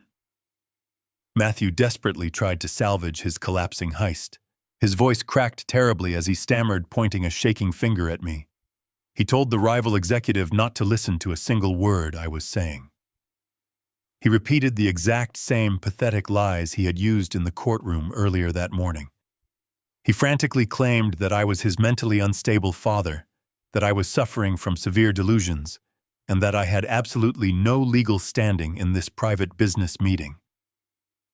Matthew looked pleadingly at the two rival legal advisors sitting across from him, begging them to just ignore the interruption and finalize the wire transfer so he could sign the purchase agreement. But the experienced corporate lawyers did not even glance at him. Their eyes were locked entirely on Bradley. Bradley stepped forward, the thick soles of his shoes sinking into the expensive imported carpet. He did not raise his voice to argue with Matthew. He simply placed his heavy leather briefcase flat on the polished surface of the conference table and popped the twin brass latches. The sharp metallic clicks echoed like a judge striking a gavel. Bradley reached inside and withdrew 5 perfectly bound identical legal packets. He did not hand one to Matthew or Megan. He walked around the table and distributed the thick white folders directly to the rival chief executive and his 2 legal advisors. He placed the documents down with a confident, deliberate precision. Bradley introduced himself formally to the room, stating his full name and the name of his highly respected downtown law firm.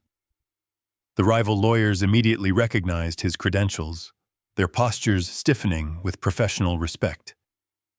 Bradley politely instructed them to open the folders to the very first page. He explained that they were looking at the original legally binding seed capital agreement that had founded Ford and Company Consulting exactly 10 years ago. And as the rival lawyers began to scan the dense legal text, Bradley began to systematically dismantle the fictional empire my son had built. He spoke with the clear, measured cadence of a master tactician, finally revealing his winning strategy. He explained to the room that 10 years ago, Matthew was a completely bankrupt young man with a failed business record and absolutely zero financial prospects. He told them that the legendary angel investor who had supposedly recognized Matthew's brilliant business model and provided the initial $250,000 of seed capital did not actually exist. The room grew impossibly still as Bradley revealed the absolute truth. He explained that I had utilized a highly secure blind trust to secretly inject my own retirement savings into my son's failing venture. I had deliberately structured the investment to look like outside venture capital solely to protect his fragile pride and give him the confidence he needed to succeed. I watched the devastating truth wash over Matthew. His mouth hung open in silent, agonizing shock. The entire foundation of his towering arrogance, the self-made myth he had proudly sold to his wife, his employees, and his industry peers, was completely annihilated in a matter of seconds. He was not a brilliant corporate titan. He was just a boy whose father had quietly bought him a company. Beside him, Megan looked as though she had been physically struck. Her eyes darted wildly between me and her husband. The horrifying realization hit her that the massive wealth she had been flaunting, the designer clothes she wore, and the luxury vehicles she drove were all completely funded by the very man she had viciously thrown out into a freezing autumn rainstorm just a few days prior. Her grand illusion of superiority evaporated into thin air. But Bradley was not finished. He was just getting to the lethal core of his legal ambush. He instructed the rival attorneys to turn to Section 4, Paragraph B of the original founding document. He called it the convertible debt clause. He explained that as a seasoned corporate attorney, he never allowed a client to hand over $250,000 without an ironclad foolproof safety net. The original secret investment had not been a simple cash gift. It had been legally structured as a highly specific interest-bearing commercial loan. The contract clearly stipulated that the anonymous investment firm required regular automated interest payments to maintain the arrangement. Bradley paused, letting the heavy weight of that reality settle over the room. He looked directly at the rival chief executive and explained the brilliant invisible mechanics of the trap. For 10 entire years, the anonymous trust had remained completely silent because the required interest payments had always been met on time. But Matthew had never actually made a single one of those payments himself. He never even knew the debt existed. For a decade, I had been quietly using my own personal pension funds to pay the interest on my own secret loan, effectively keeping the illusion completely secure and the company entirely safe. Then Bradley leaned forward, resting his hands flat on the walnut table, and delivered the final fatal blow. He explained that 3 days ago, my son and his wife had cruelly evicted me from their home, challenging my ability to survive without them. In response, I had returned to a cheap hotel room, opened my computer, and permanently severed every single automated banking transfer, linking my accounts to their lives. I stopped paying their mortgage. I stopped paying their luxury car leases. And most importantly, I stopped paying the invisible interest on the original seed capital loan. The rival legal advisors were reading the document at a frantic pace now, their eyes widening as they comprehended the absolute genius of the legal structure. Bradley pointed to the specific clause on the page. He stated that the contract contained a highly aggressive default trigger. If the borrowing entity missed 2 consecutive processing cycles, the loan immediately and automatically went into default. Because I had canceled the automated transfers, the company had missed its Tuesday morning processing deadline, and then its secondary Wednesday afternoon grace period deadline. The default was officially triggered just hours before this very meeting took place. Bradley raised his voice slightly, ensuring every single syllable echoed clearly in the massive glass room. He explained the exact mathematical consequence of that default. According to the signed, notarized, and legally binding document, sitting right in front of them upon default, the initial $250,000 debt immediately and irrevocably converted into equity. The conversion rate was aggressively set to fully protect the original investor. The debt instantly transformed into 51% controlling ownership of Ford and Company Consulting. The silence that followed was so profound, it felt as though the entire city outside the glass walls had stopped moving. The lethal blow had landed with absolute devastating precision. I did not just have a lien on the company. I owned it. I owned the brand, the client list, the office lease, and the very chairs my son and his wife were currently sitting in. I held 51% of the voting rights, making me the undisputed majority shareholder and the ultimate legal authority over every single corporate decision. Matthew stared at his trembling hands, the blood rushing in his ears so loudly he could barely hear himself breathe. He was mathematically and legally defeated. He looked at the purchase agreement still resting on the table in front of him, the document that was supposed to secure his multi-million-dollar escape. It was now completely worthless paper. As a minority shareholder holding only 49% of the company, he possessed absolutely no legal authority to sell the business, liquidate its assets, or authorize a buyout of any kind. If he had signed that document with the gold fountain pen, he would have committed massive documented federal fraud directly in front of multiple witnesses and top-tier corporate lawyers. The rival chief executive slowly closed the white folder and pushed it away from him. He was a ruthless businessman, but he operated strictly within the boundaries of the law. He looked at Matthew with an expression of pure, unadulterated disgust. He realized instantly that the young man had been actively attempting to sell him stolen goods. The older executive turned his sharp gaze to me, offering a slow, deeply respectful nod. He recognized a flawless checkmate when he saw one. Without saying a word to my son, the executive stood up, buttoned his suit jacket, and signaled for his legal team to gather their belongings. The multi-million-dollar acquisition deal was officially dead. Megan buried her face in her hands, letting out a wretched, suffocating sob as she watched the rival executives walk out of the boardroom. The heavy oak doors closed behind them, sealing my son and his wife inside the glass room with me and Bradley.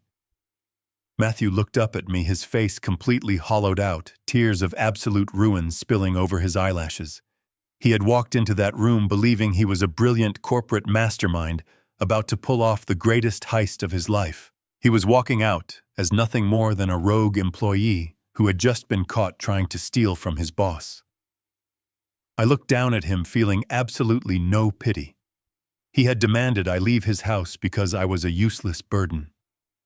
Now he was sitting in my boardroom, entirely at my mercy, waiting for me to decide his final fate. I turned my attention fully to the silver-haired executive sitting across the table. I told him that I had spent 4 decades building a reputation of absolute integrity in this specific industry. I explained that I would never allow my own flesh and blood to drag an innocent third party into a fraudulent transaction.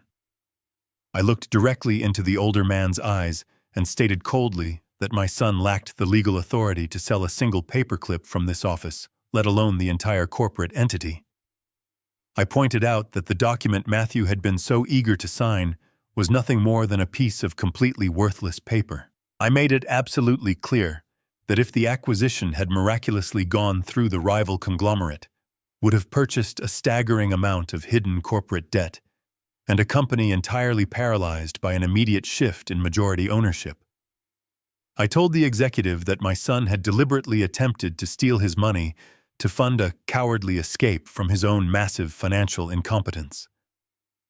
I refused to let a respected colleague absorb the catastrophic damage my son had caused. I did not stop there. I felt a profound responsibility to expose the entire truth of the situation to the man who had almost been robbed. I explained to the rival executive that Ford and Company Consulting was not the thriving, highly profitable enterprise Matthew had claimed it was during their private negotiations. I revealed that the corporate bank accounts were completely drained due to years of excessive personal spending and blatant tax fraud. I told him that the company did not even possess the required operating cash to meet its mandatory employee payroll the very next morning. I painted a perfectly clear picture of a hollow, decaying shell of a business that was merely hours away from total public bankruptcy. The silver-haired executive listened to every single word I said, with a face carved from solid stone. The faint, polite smile he had worn just moments before was completely gone. It was replaced by a dark, terrifying scowl of pure disgust. He was a man who valued honesty and straightforward negotiation above all else, and he realized just how close he had come to stepping into a massive financial bear trap. The executive looked down at the purchase agreement resting near his heavy gold fountain pen, then shifted his piercing gaze back to Matthew. He did not raise his voice to a shout, but his tone was thick with absolute venom when he finally spoke. He told my son that in his 30 years of overseeing major corporate acquisitions, he had never encountered such a blatant and pathetic display of cowardice. He called Matthew a profound disgrace to the business community.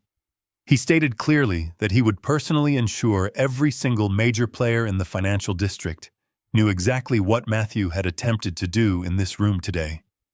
The threat was absolute and devastating. The executive was not just withdrawing his multi-million-dollar offer. He was promising to entirely blacklist Matthew from the corporate industry for the rest of his natural life. With a sharp, commanding wave of his hand, the rival executive signaled his legal team. The 2 seasoned lawyers immediately sprang into action. They did not say a single word to my son or his wife. They gathered their thick legal folders, securely packed away their laptop computers, and snapped their heavy briefcases shut. The chief executive picked up his solid gold pen from the table, slid it back into his tailored jacket pocket, and stood up. He offered me a brief, highly respectful nod, acknowledging the painful but necessary intervention I had just executed. Then he turned his back on my son and walked out of the massive glass room. His lawyers followed closely behind him, without a backward glance. The heavy oak doors clicked shut, echoing with a finality that seemed to shake the very foundations of the building. The lucrative escape route, the millions of dollars in cash, and the dream of a permanent tropical paradise vanished into thin air. They left behind nothing but the cold, harsh reality of total and inescapable defeat. The air in the boardroom suddenly felt incredibly thick and completely suffocating. The unforgiving afternoon sunlight flooded through the floor-to-ceiling windows, casting long, mocking shadows across the polished walnut table. Matthew remained entirely frozen in his heavy leather chair. His expensive silk shirt was completely soaked with nervous sweat, clinging uncomfortably to his shoulders. He stared blankly at the empty space where the purchase agreement had been sitting just moments before. He was completely stripped of his power, his wealth, and his carefully manufactured pride. He had walked into this towering building acting like a conquering king, and now he was nothing more than a ruined beggar waiting for a prison sentence. Beside him, the flawless facade of his wife began to violently crack and fall apart. Megan slowly lowered her trembling hands from her face. Her perfect makeup was smeared with tears of absolute rage and profound, suffocating panic. She looked around the empty boardroom, the horrifying reality of her new life crashing down upon her all at once. She realized with absolute certainty that she was no longer married to a wealthy corporate titan. She was permanently shackled to a bankrupt fraud who was about to lose the very roof over her head. She realized the luxury cars would be repossessed, the designer clothes would have to be sold, and the lavish country club memberships were gone forever. Megan did not offer her husband a single word of comfort in his darkest moment. She did not reach out to hold his hand or assure him that they would find a way to survive this disaster together. Instead, she turned on him with the vicious speed of a cornered predator. She leaned close to him, her voice a harsh, trembling whisper that easily carried across the silent room. She demanded to know how he could have been so incredibly stupid. She blamed him entirely for the failure of the company, conveniently ignoring the glaring fact that she had personally spent hundreds of thousands of dollars on her own selfish desires. She accused him of lying to her from the very beginning of their relationship. She spat the words at him, calling him a pathetic failure who had single-handedly ruined her perfect life. Matthew just sat there and took the verbal abuse without making a sound. He did not have the strength or the courage to defend himself against her venom. He simply closed his eyes and let his head fall forward, completely crushed by the overwhelming weight of his own terrible decisions. The grand illusion of their perfect marriage shattered right in front of me, exposing an incredibly shallow, transactional relationship built entirely on my stolen money. I stood near the center of the walnut table watching the miserable couple tear each other apart in the quiet boardroom. A younger, softer version of myself might have felt a strong urge to intervene to offer them a small sliver of hope, or to promise that I would help them clean up the massive mess they had made. But that accommodating man had died the night they threw me out into the freezing rain. I felt absolutely no pity for them as they wept. They were finally experiencing the exact kind of helplessness and humiliation they had so eagerly tried to inflict upon me. Bradley stood quietly by the door, his posture entirely relaxed, watching the scene with the detached interest of a scientist observing a highly successful experiment. The legal trap had worked flawlessly, and the reality check was absolute.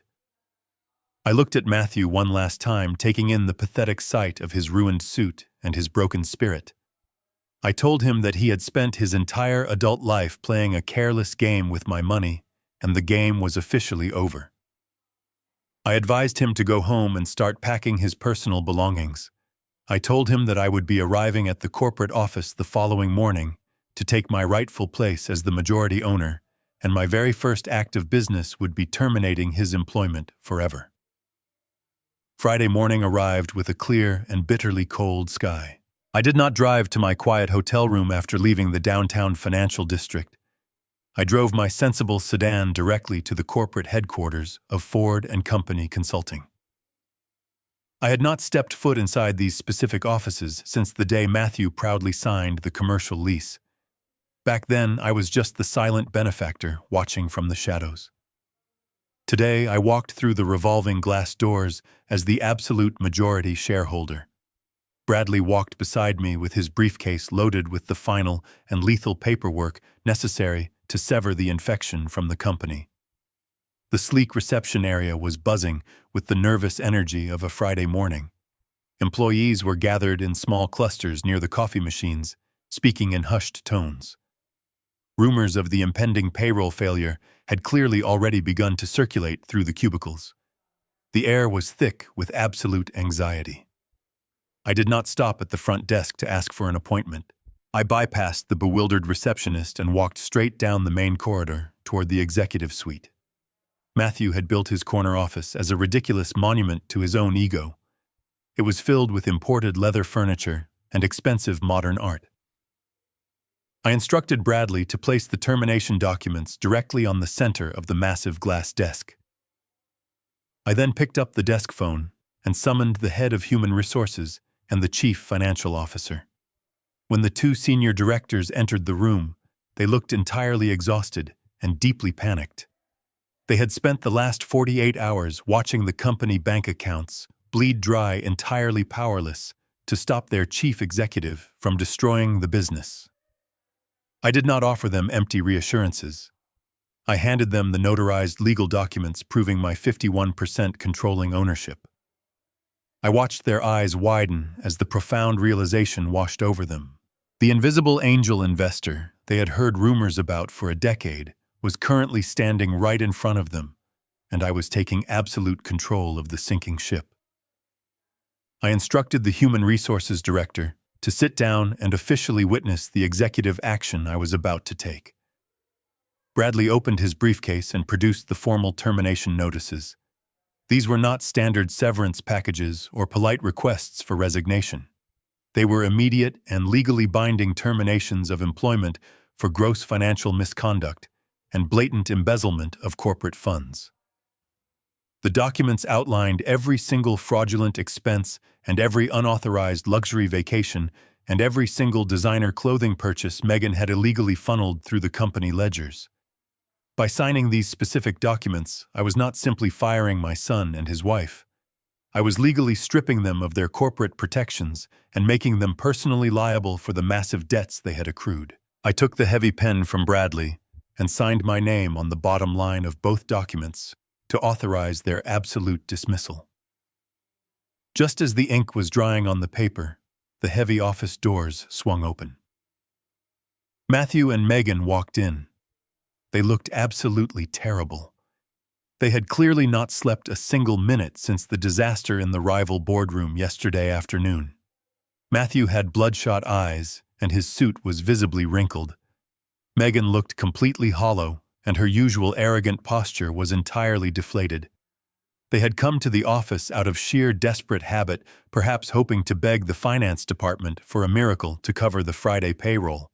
Instead, they found me sitting comfortably behind the executive desk, flanked by the company directors and my corporate attorney. Matthew froze in the doorway as the remaining color drained rapidly from his face.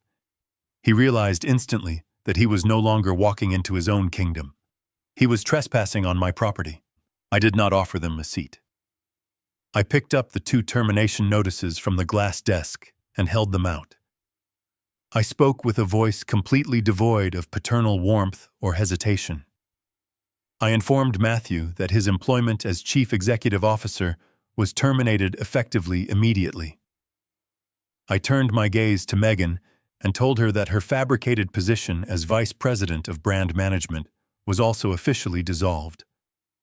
I cited their gross financial negligence and their illegal misappropriation of company funds as the direct cause for their dismissal.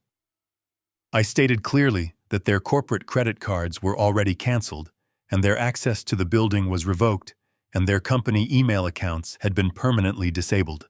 Matthew opened his mouth perhaps to argue or to beg for a second chance, but the human resources director stepped forward holding a small cardboard box. He coldly instructed Matthew to place his personal keys and company phone inside the box immediately. The absolute finality of the moment was completely suffocating.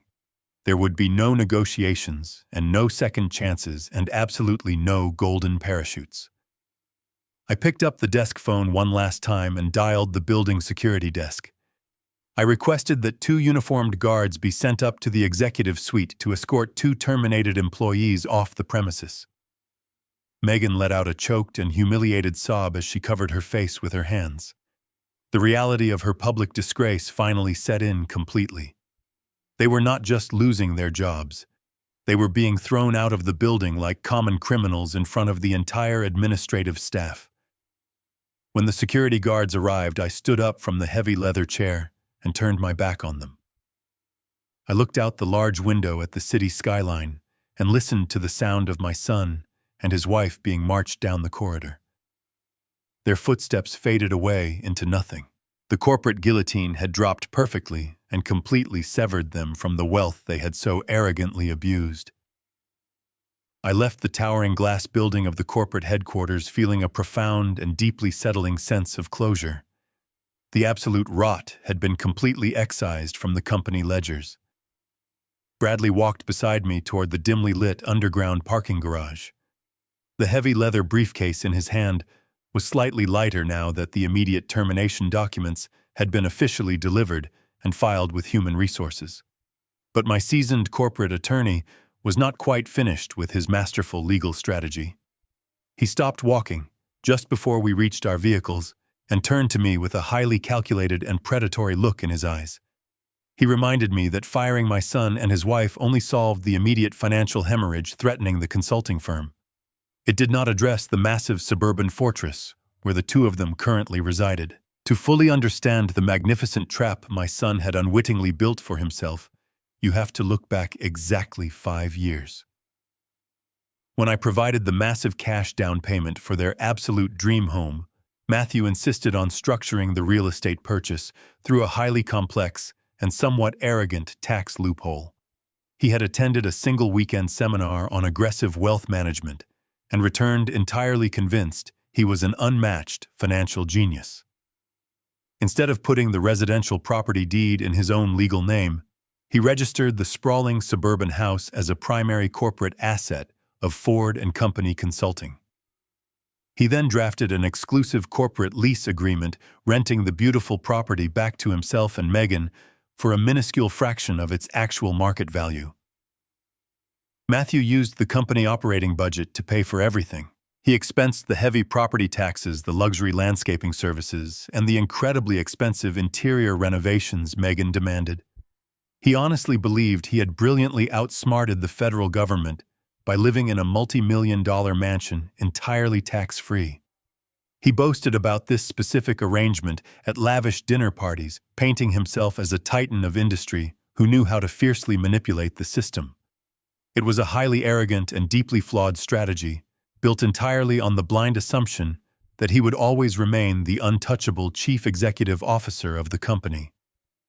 Bradley leaned against his vehicle and laid out the devastating legal reality of that specific tax loophole.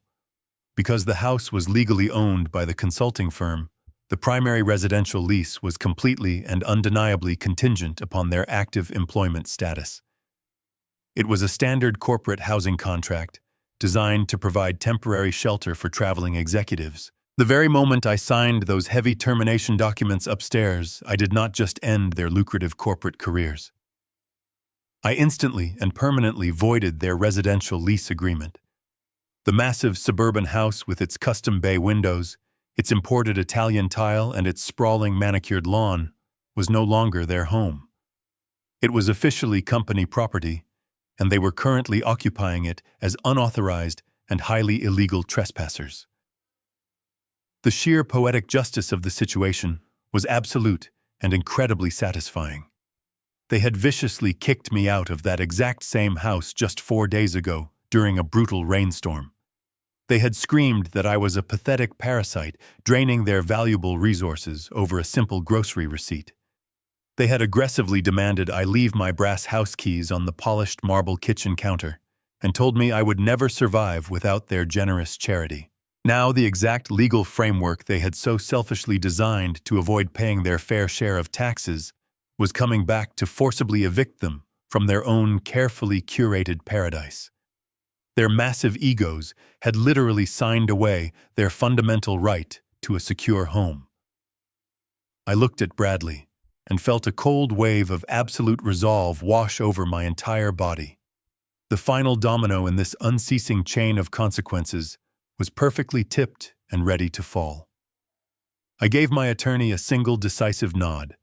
I instructed him to return to his downtown office and immediately draft the formal legal notice to vacate the premises. I did not want to give them 30 days to slowly pack their designer clothes or plan a new manipulative strategy. I told him to contact the local county sheriff department and arrange for an official civil standby for the very next morning. They had challenged me to survive a single week without them. I was going back to that house tomorrow to prove they could not even survive the weekend without my foundation beneath their feet. The Saturday morning air was crisp and completely still. The wealthy suburban neighborhood was usually filled with the quiet hum of luxury landscaping services and expensive imported cars backing out of wide driveways. Today, the peaceful atmosphere was abruptly broken by the heavy tires of a county sheriff cruiser pulling up to the curb. I parked my sensible sedan directly behind the marked patrol vehicle. I stepped out onto the damp asphalt, wearing a simple wool sweater and comfortable slacks. I no longer needed the dark charcoal suit of a corporate tactician. The legal war was completely over, and this was simply the final administrative cleanup. The uniformed sheriff was a tall, broad-shouldered man who treated the situation with extreme professional detachment. He carried a clipboard holding the official notice to vacate the premises. We walked up the long paved driveway together. I looked at the sprawling custom home with its grand bay windows and perfect manicured lawn. I had purchased this exact property to give my son a foundation of absolute security. Now it stood as a massive monument to his towering arrogance and his profound failure. The sheriff stepped onto the wide front porch and knocked firmly on the heavy oak door.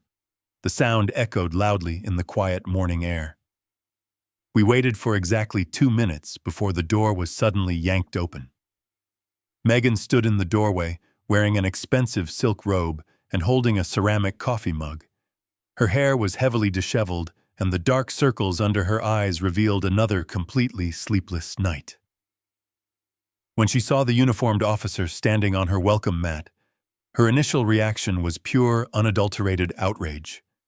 She completely ignored my presence and immediately demanded to know why law enforcement was harassing her on a Saturday morning. She spoke to the sheriff with the exact same condescending tone she used on retail workers and waitstaff. She threatened to call the neighborhood homeowners association and have his cruiser towed away. The sheriff did not blink. He calmly held up his clipboard and informed her that he was executing a court-ordered civil eviction. He handed her the thick white document bearing the official seal of the county judge. Megan snatched the paper from his hand and began to read. I watched her eyes dart frantically across the page as the complex legal reality finally penetrated her thick wall of denial. The document clearly stated that the corporate lease was officially terminated and they were currently trespassing on private commercial property. The ceramic coffee mug slipped from her fingers and shattered completely on the hardwood floor of the foyer. The dark liquid splashed against her bare feet, but she did not even flinch. The outrage instantly evaporated and was replaced by a wild, terrifying hysteria. She began to scream at the top of her lungs. She yelled that it was impossible and that this was her house and her furniture and her perfect life. She lunged toward me, waving the eviction notice in my face, accusing me of being a monster who was illegally stealing her home. The sheriff smoothly stepped between us, placing a firm hand on her shoulder to push her back inside.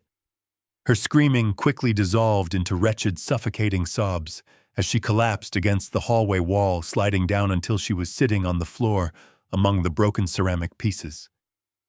The loud commotion in the foyer finally drew Matthew out of hiding. He slowly walked down the grand, curving staircase. He was wearing the exact same wrinkled clothes he had worn when I fired him from the corporate office yesterday morning. He looked completely hollowed out, as if the physical structure of his bones had simply dissolved. He stopped on the bottom step and took in the miserable scene. He saw his wife weeping hysterically on the floor. He saw the tall sheriff standing firmly in his doorway, and then he looked directly at me. The arrogant self-made millionaire persona was entirely dead and buried. The furious, entitled man who had shouted at me in the local diner was completely gone. All that remained was a terrified 38-year-old boy who had finally run out of other people to blame for his own disastrous choices. He took a staggering step forward, and his knees simply gave out. He dropped heavily to the hardwood floor right in front of me. He looked up with tears streaming freely down his face, and his voice cracked in a pathetic, high-pitched whine. He called me Dad for the very first time since this entire nightmare began. He begged me to make it stop. He pleaded with me to tear up the eviction notice and let them stay just for a few more months until he could find a new job. He swore he would change his behavior and promised to pay me back every single dollar he had stolen from the consulting firm. He clasped his hands together in a desperate prayer, offering me empty apologies that were entirely motivated by fear rather than genuine remorse. I looked down at my weeping son and felt a profound emptiness in my chest. There was no anger left inside me, and there was certainly no pity. I stepped past the sheriff and walked slowly into the grand foyer. I did not look at Matthew kneeling on the floor, and I completely ignored Megan sobbing against the wall. I walked straight toward the open archway of the kitchen. The room was bathed in soft morning sunlight. I stopped at the edge of the polished marble island. I looked down at the exact spot on the cold stone counter where I had placed my heavy brass house keys just a few short days ago. I stood there for a long moment, listening to the miserable sounds of their broken pride echoing through the massive empty house. I turned around and walked back to the foyer, standing directly over my son. I spoke with a voice that was perfectly calm, incredibly low, and completely devoid of any emotional warmth. I reminded them of the cruel kitchen argument that had started this entire chain of events. I looked directly into Matthew's red, swollen eyes. I told him that his wife had boldly challenged me to leave because she believed I was a useless parasite. I repeated her exact words so they would ring in his ears forever. You said I would not survive a week without you. I paused, letting the heavy silence amplify the devastating truth of their situation. I looked around the magnificent foyer they were about to lose forever. Then I delivered the absolute final blow. You could not even survive a month without me. You have exactly 2 hours to pack your personal belongings and vacate my property before the sheriff physically removes you. Matthew buried his face in his hands and let out a loud, agonizing wail of complete defeat. Megan stopped crying long enough to stare at me with an expression of pure, unadulterated horror, realizing that I was absolutely serious and no amount of manipulation would ever save her. I did not stay inside the house to watch them frantically stuff their expensive designer clothing into garbage bags. I turned my back on the miserable couple and walked out the front door, stepping into the bright morning sunlight. I walked down the long paved driveway and stood quietly next to my sedan. The sheriff remained standing firmly on the front porch, ensuring they complied with the legal order. I leaned against the hood of my car, breathing in the crisp, clean air. The massive financial burden I had carried for over a decade was finally lifted from my shoulders. The toxic illusion of my family had been completely dismantled, piece by piece, until nothing remained but the cold, hard truth. I simply stood there and watched the front door, waiting for them to finally walk out of my life for good. 6 months have passed since that quiet Saturday morning in the driveway. The changing of the seasons brought a profound transformation, not just to the weather, but to the entire trajectory of my life. I did not close down the consulting firm out of spite. Instead, I walked into that downtown office building and completely rebuilt it from the ground up. I gathered the junior consultants and the administrative staff who had spent years working tirelessly under the crushing weight of my son and his arrogant mismanagement. I promoted the most dedicated and honest employees to senior leadership roles. I doubled their salaries using the massive amounts of capital that were no longer being drained to fund secret luxury vacations and designer wardrobes. The toxic corporate culture of fear and intimidation evaporated entirely. It was replaced by a genuine environment of mutual respect and hard work. Today, the company is thriving in ways Matthew could never have achieved. The ledgers are printed in solid black ink, and the profit margins are steadily climbing. I step into the boardroom only once a month to review the quarterly reports. I leave the daily operations in the capable hands of people who actually understand the value of an honest day of work. The new executive team treats me with profound reverence and absolute gratitude. They know the sacrifices I made to keep the doors open, and they honor that sacrifice through their own dedication. The massive suburban fortress with its custom bay windows and imported Italian tile did not remain in my possession for very long. Walking through those empty hallways after Matthew and Megan were evicted felt incredibly cold and suffocating. The house was a monument to unearned entitlement, and I had absolutely no desire to live inside a museum of my own past mistakes. I hired a ruthless real estate agent to list the property on the commercial market. Without the heavy burden of my son and his wife occupying the space, the house sold in a matter of weeks to a lovely young family who actually appreciated the beautiful architecture. The millions of dollars from that real estate transaction were deposited directly into my private retirement accounts. I took the heavy brass keys that had caused such a bitter and vicious argument in the kitchen and handed them over to the new owners without a single ounce of regret. That sprawling neighborhood was an illusion I had completely outgrown. I walked away from the closing table feeling an incredible lightness in my chest. I used a small fraction of the funds from the house sale to purchase a quiet sanctuary far away from the noise of the city and the suffocating demands of the corporate world. I bought a beautifully constructed wooden cabin sitting right on the edge of a pristine freshwater lake. The air up here smells of ancient pine trees and damp earth. There are no imported marble countertops or expensive smart refrigerators to argue over. There is only a sturdy stone fireplace, a comfortable worn leather armchair, and a wide wooden porch that looks directly out over the calm blue water. My days are no longer defined by frantic phone calls or desperate financial rescue missions. I wake up early every morning just to watch the thick white mist slowly rise off the surface of the lake. I spend my afternoons reading thick historical biographies and taking long, quiet walks along the winding forest trails. The loud screaming and the constant anxiety of my old life have been replaced by the gentle sound of water lapping against the wooden dock. I finally have the time and the absolute freedom to simply breathe and exist for myself. I am sitting on my wooden porch right now, holding a warm ceramic mug of dark roast coffee. The silver-framed photograph of my late wife Diane rests on the small wooden table beside me.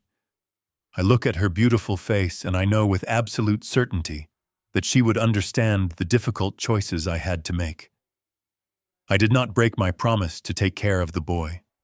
I finally gave him the only gift that could potentially save his soul, and that gift was the harsh, unfiltered reality of the real world. I occasionally hear rumors about Matthew and Megan through mutual acquaintances. They are currently renting a tiny one-bedroom apartment on the outskirts of the city. Matthew is working a grueling entry-level sales job just to afford their basic groceries, and Megan was forced to sell every single designer handbag she owned just to keep their electricity running. They are finally learning the true cost of survival. I do not feel a sense of vicious triumph when I hear these updates. I did not seek out revenge against the people who despised me. Revenge requires malicious effort and a desire to cause active pain. I did not actively destroy their lives. I simply removed myself from the equation. I stopped being the invisible foundation holding up their towering arrogance. I stopped holding up the sky and I let gravity do the rest of the work. Life goes on vastly more simple and infinitely more authentic than it ever was before. I learned that true family is defined by genuine respect and mutual appreciation. If you enjoyed hearing my story, please let me know down in the comments section. Hit the like button and subscribe to the channel if you believe that setting firm boundaries is the ultimate form of self-respect. Thank you so much for listening, and I will see you in the next life story.